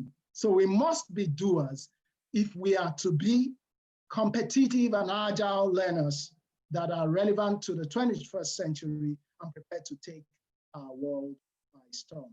Thank you very much for listening. I welcome your questions and your observations. So thank you very much. Thank you very Thank you much, very much, Doctor. sir. Thanks very much, sir. Thank you, Dr. Adegbola, for doing justice to this topic. It has been an amazing presentation, and definitely we are never disappointed. We believe in you, and we really appreciate a wonderful presentation. Of course, the 6 core mastery skills, I know my listeners, our listeners out there will definitely put them into action. Yes, this is the moment we've been waiting for. I want to thank you once again, Doctor, and also thank our participant for paying rapt attention. God bless you all. It is time for question, and I know we have questions already coming in on our chat. Ms. Queen, can we quickly have questions for our doctor and professor? All right. Yes, sir. We have some questions for our doctor and professor here. One of the students by the name Rashid Taiwo said, "Good afternoon, Prof. Please, how can I get simple ideas that is through mobile website on what to build to ease educational system in an hackathon?" Okay. Hello, sir. Did we get a question?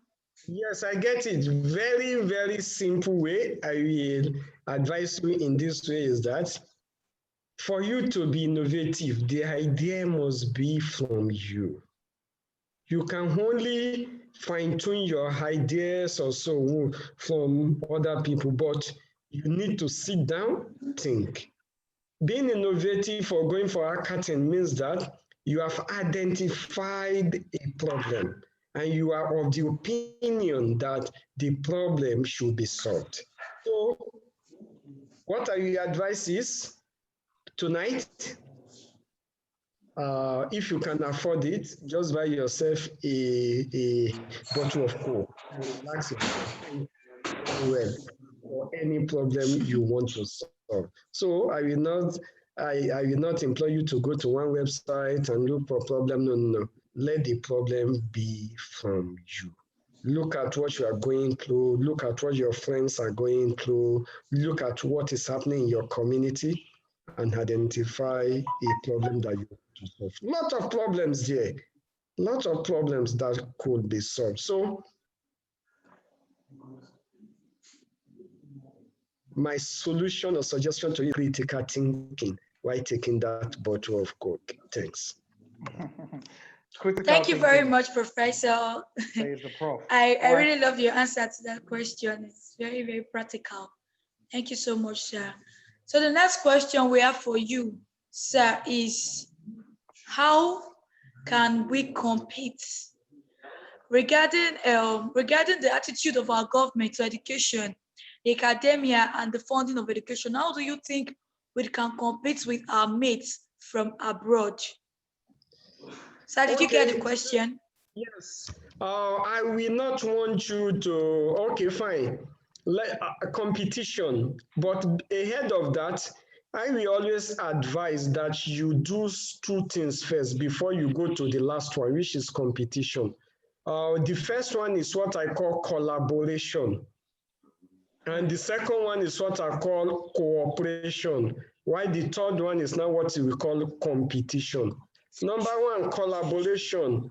So I call it CCC. Number 1, digital learning has come to remove all the barriers imposed by individuals, governments, community, culture, and so on. So that's one of the essence of having digital learning platform. Don't forget the previous speaker, doctor mentioned some skills and some suggestion on what you need to do. Nobody will listen to you that NEPA, blah, blah, blah.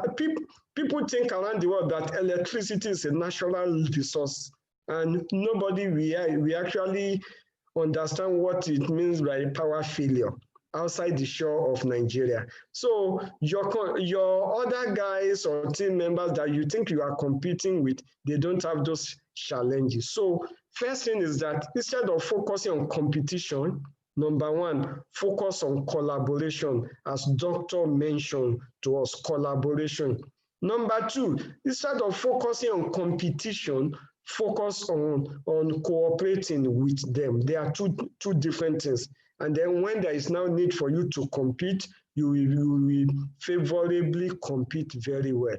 Now to what you want me to answer, how do we compare? Yes, there's no electricity, there's no this. Nobody will make you happy if you don't make yourself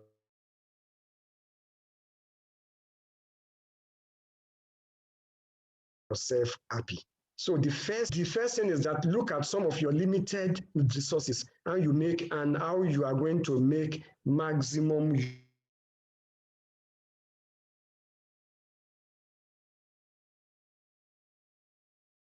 use of them. E.g., in your house, there is issue of power supply in your area.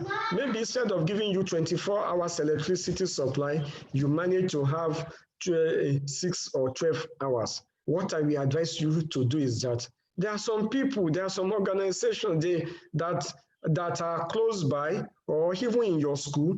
Go there, charge your mobile phone, charge your devices for 1 or 2 hours, go back and work. Don't forget, you are just make optimal use of your available resources. So bottom line, make yourself happy. Don't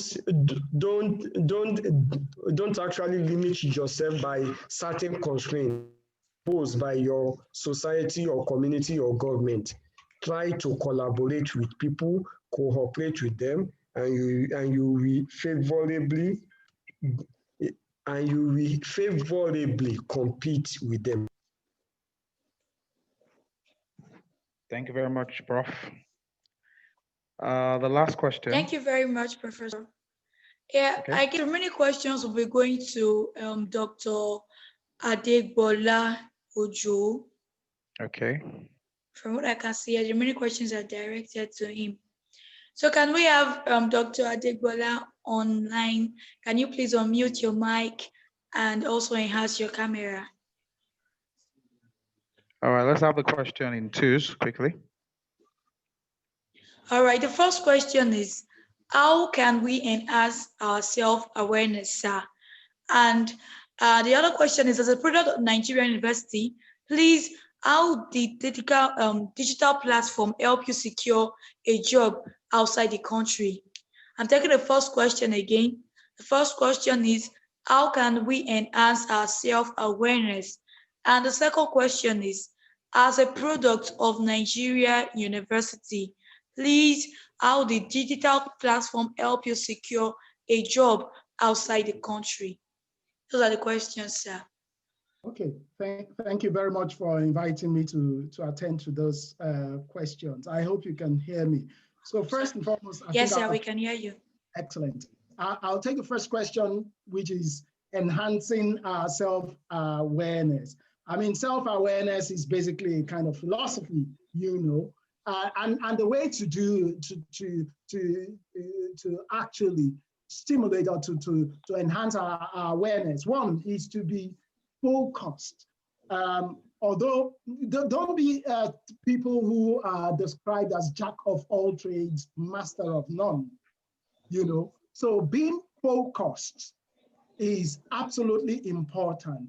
Being focused does not preclude you from, you know, having a general cultural literacy of disciplines. I maintain what I call a primary research domain. I have secondary research interests, and I have a general cultural literacy, but there is a primary focus. So you must have a primary focus, you know, in terms of you being able to expand or extend your awareness of issues. And secondly, you must have the ability to focus your actions on these goals, you know, to kind of concentrate your actions and your thoughts as well as your emotions. So it requires the focus in terms of our mission, the focus in terms of our actions, and the focus in terms of our thoughts as well as our emotions. Now, a very aware person will be able to do things like personal evaluation from time to time. From time to time, you undertake personal evaluation on issues, on key issues, on core issues. Do your own personal evaluation and examine how well you fare on issues. Have for yourself short to medium, long-term plans. And from time to time, evaluate yourself, assess yourself, and assess how well you have progressed on those matters. The second question, I hope that answers that first question. I think the second. Yes, sir. Yes, sir. Excellent. So the second question, I think it relates to how I was able to secure a job. I should say that my undergraduate degree was in Nigeria and my master's degree in the United Kingdom and my doctorate in the UK. So I was outside the country already before I exploited the utilization of digital platforms for securing a job. So I didn't actually apply. When I was in Nigeria, I applied for a master's degree in the United Kingdom using, the digital platforms we had then. I didn't apply for a job, and I was able to secure a scholarship, a Shell Centenary Scholarship at the University College in London back then. So I didn't actually apply from Nigeria for a job. It was only after concluding my academic training program here in the United Kingdom that I applied for a job, and I was able. But again, the fundamental requirements for being able to access the job market is pretty much similar, the same thing that applies everywhere. Determination, focus, and the other characteristics of that employers want to see, and problem-solving qualities. There is also the point that I made about being a doer. That is absolutely very important here. Beyond holding a certificate, you must be a doer. You must be somebody who can actually do the job. So it's not enough to earn that degree or certificate.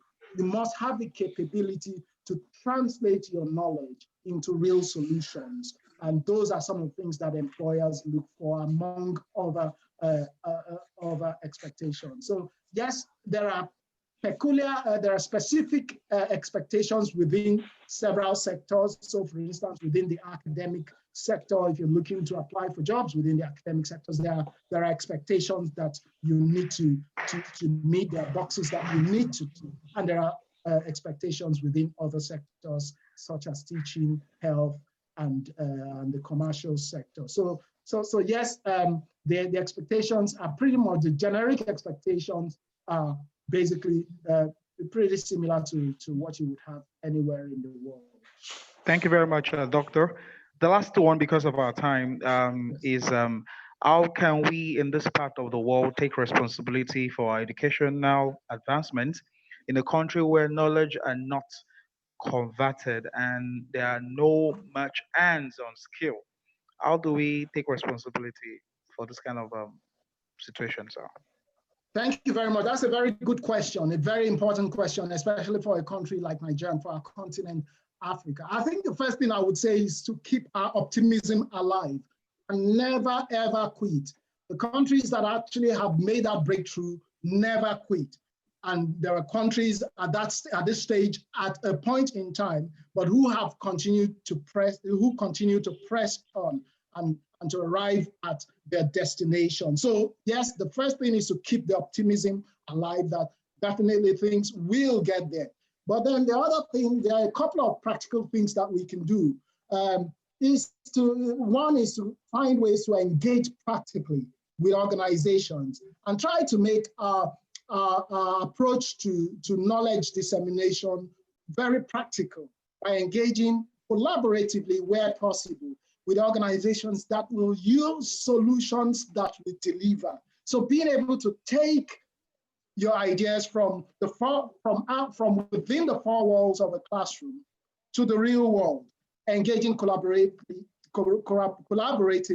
with organizations in a practical manner. Very absolutely important. And secondly, there is the point I would like to make about the transition of knowledge in an entrepreneurial manner, entrepreneurial education. That is one of the things that we also need to embrace and imbibe to make sure that our educational system are much more entrepreneurial in nature.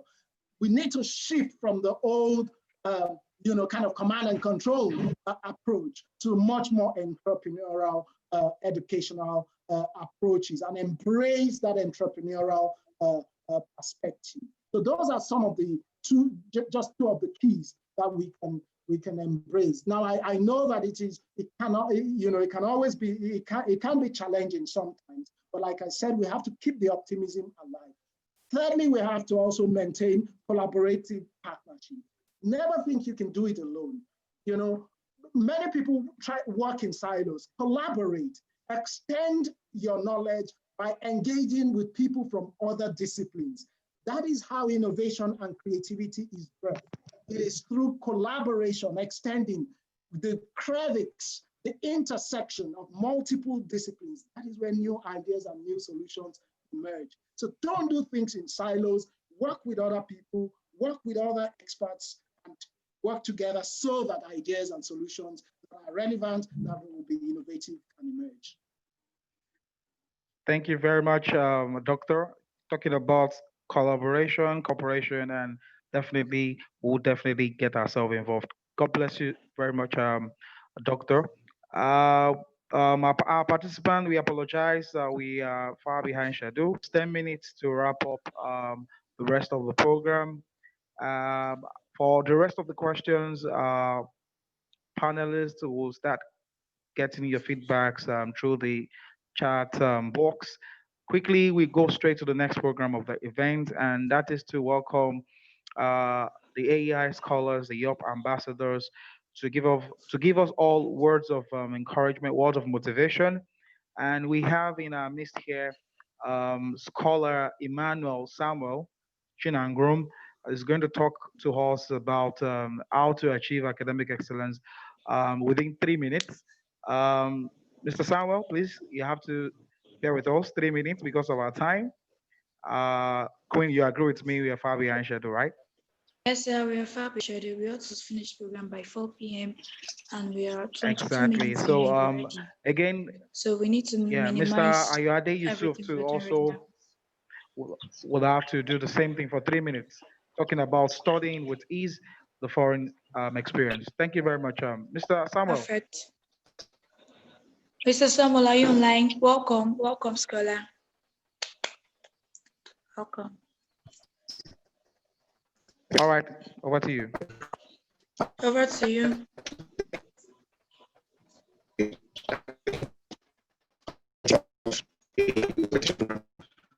To speak this day. Actually, I'll be speaking on. Okay. I'll be speaking on listen. How to Hello, achieve Mr. academic Samuel. excellence. Sorry, excuse me. You can actually turn on your camera. We need to see your face. Thank you. Okay.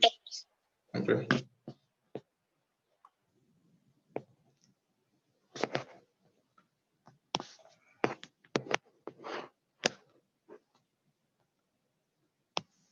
Hello, Miss Queen. I was told it was disabled by the host. I mean, the camera was disabled by the host. All right, no problems. You can continue then. Okay. I'll be speaking today on how to achieve academic excellence. So before we can achieve academic excellence, I think we need to define that word academic excellence. Okay, I think in my own way, I think academic excellence is the demonstrative ability, I think, to perform or achieve or to excel in scholastic activities. I think that demonstrative ability to perform, achieve, or excel in this thing in scholastic activities, because the reason why I choose to perform, to excel, and to achieve is that most of the time, when students claim to claim to be excellent in their academics, some of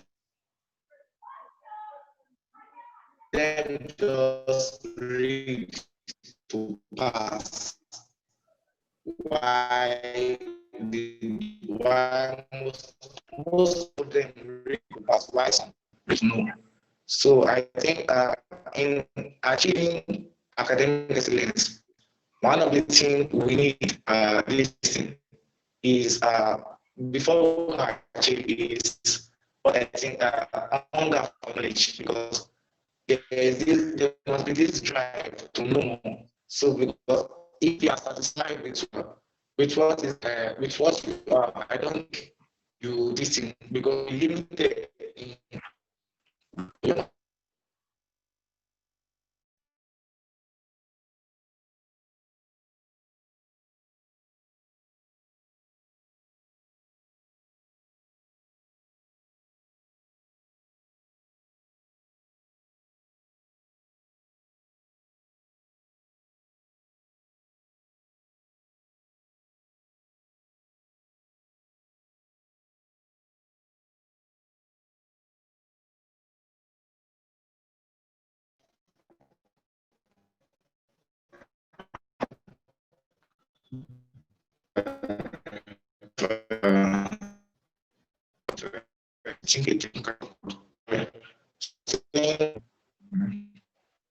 Since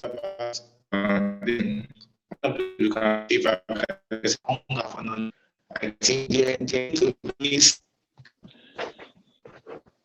I think they need to please. All right, thank you very much, because when I like before, the more we are really make us limit that we should know.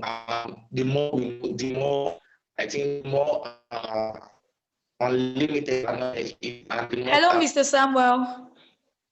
Hello, Samuel. Mr. Samuel, can you hear me?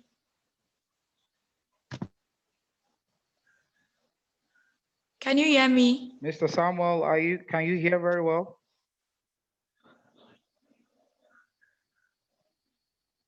All right, thank you very much, Mr. Samuel. Mr. Samuel is one of our scholars.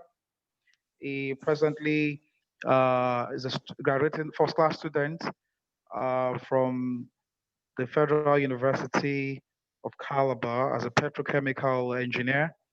And quickly, we would like to go straight to Ayoade Yusuf Oluwatoyi. He's going to be talking to us, studying with ease the foreign experience. He's talking all the way from Russia to join us for today's webinar. So, Mr. Ayoade Yusuf, all the way from Russia, please let us have your take. He's one of our scholar, ambassador of the Academic Excellence Initiative. Welcome on board, Mr. Ayoade Yusuf. And he's joining us all the way from Russia. Welcome, Mr. Ayoade Yusuf. It's a pleasure to have you here. Can you hear me? Welcome. Yeah. Yeah, we can hear you. Okay. Please, sorry, sir. Please make your presentation as short as possible. Please, okay. Thank you.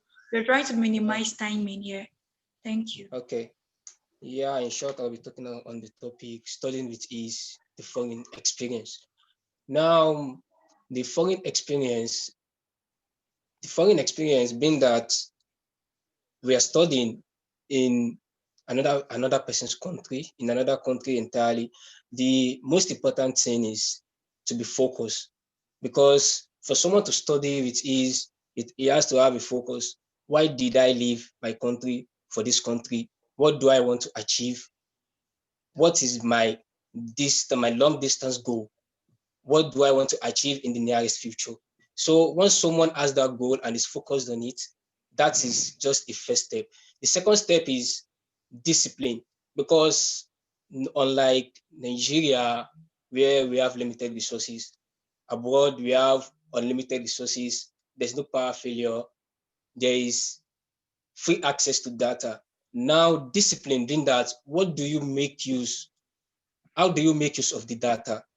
Do you use it to actually pursue what you want to achieve, or you are sidetracked, being that we have the freedom to do anything?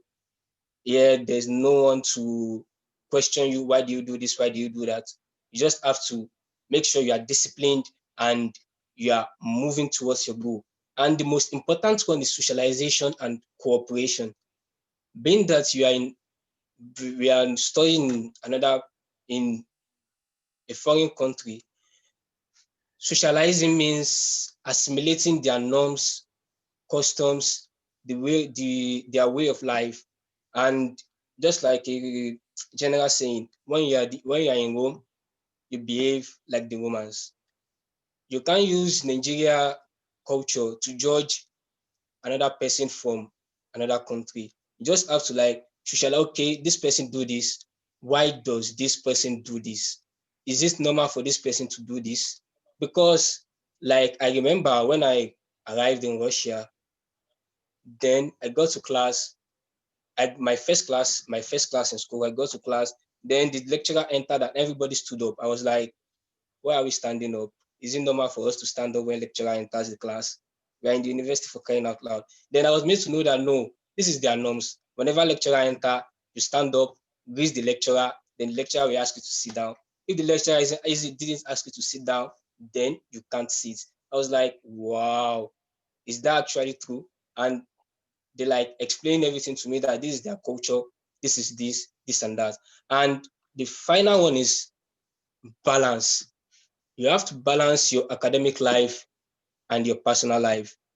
You have to work smart. You have to work smart.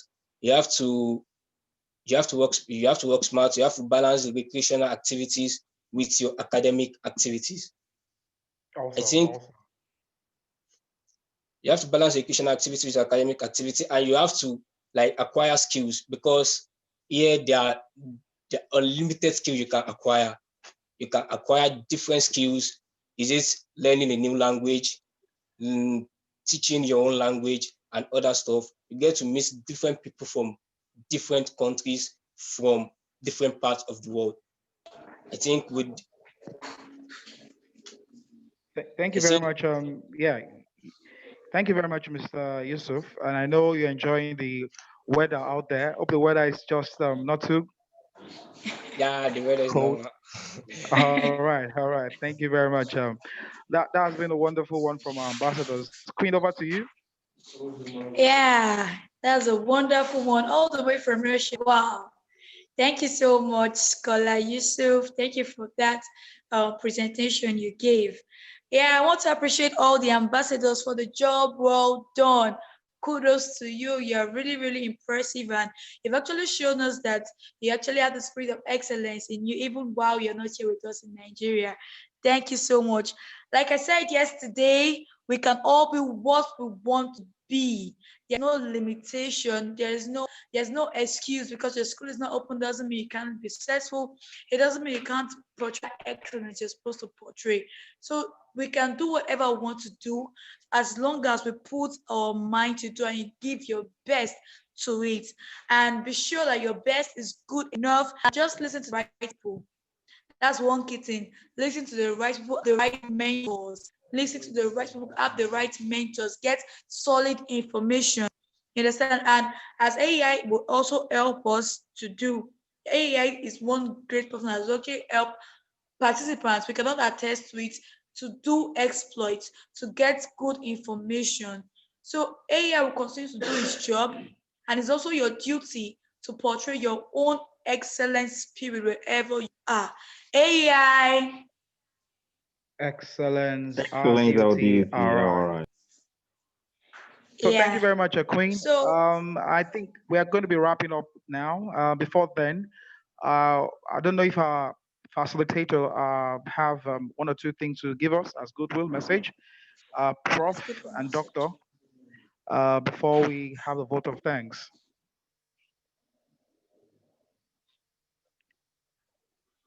Professor Ibinusa, Dr. Adegbola, with us. Yes, I am. Yeah, we need good messages from you, sir. All right. So we'd like to have your final words before we wrap it up, sir. Okay, thanks again. I think it's been like I said at the beginning. I think this is a very important event, and I feel it must have registered in the minds of the participants, particularly the younger participants. So I want to encourage every young person out there: never look down on yourself. Never look at the moment as the terminal point. Life is a journey. We're all on that journey, and things can only get better. So always look forward with hope, with expectation. Have no regrets in life. Enjoy life. Be hopeful, be optimistic, engage with people, broaden your knowledge, share knowledge. Don't keep knowledge just to yourself. Share knowledge, and and things will turn out well for you. And I look forward to further interactions with you. Thank you once again. God bless you. Thank you so much, sir. Thank you very much, Thank you sir. very much, sir. Do we have a Yeah. prof online? Yeah, okay. Thanks a lot for the this golden opportunity. My own suggestion to students and the ambassadors is very simple. Just remember one thing. That's do it. You that is what I want to advise you. Please do it. Thank you very much. Thank you very much, All Professor. right. Thank you so much. Yeah, so right about Yes, now, we have to move. You can continue, sir. All right. Thank you very much, Queen. I don't know if Engineer Majolagbe is around, or the chairman, Mr. Atonda, to give us a vote of thanks.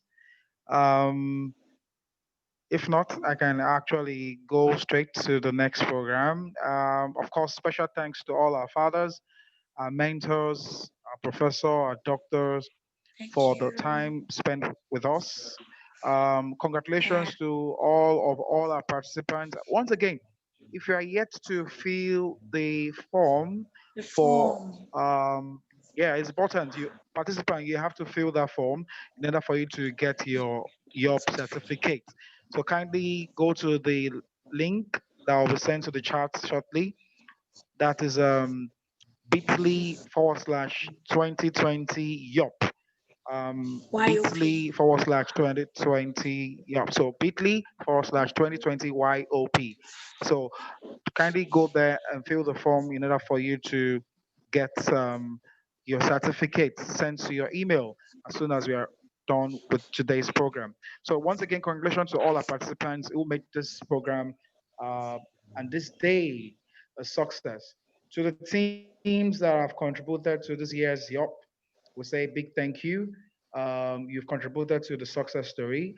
The planning has been on for the past month now. And of course, you can go check on the details of this presentation on our website, www.ainigeria.org. To all our committee members, I want to say big thank you. Gracias. As while we hope for a better outing in the 2021, God willing, I want to say again, merci beaucoup to all of you, and God bless you all for your participation. From Queen, what do you have to say to our participants? Yeah, I want to tell them a very big thank you. Thank you for joining this program. Thank you for staying with us all. And I believe you learned a lot, not just educational, but I'm sure you got value from everything our professor and engineers have said on how to even maintain your personal life while in school. So thank you so much for joining us in this program 2020. We hope to see you 2021 by God's grace. Merci beaucoup. Take care. So we'll meet next year. Stay safe. Have a lovely week ahead. AEI, excellent. Excellence, I'll do it here. All right. All right. Thank you very Bye for much. now.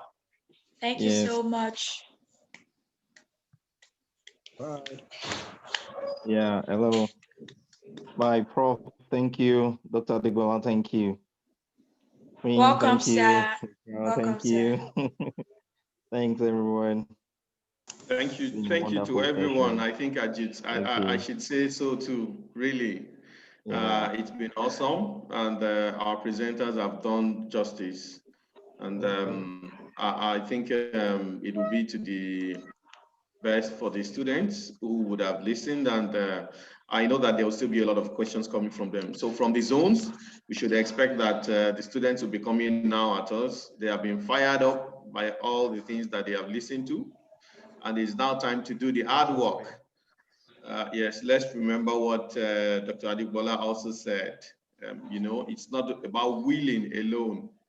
It's about doing it. Yeah, you have to put it to action. Yes. Yes, it's action. Thank you very much. Okay, bye. Thank you so much, sir. Bye. Bye.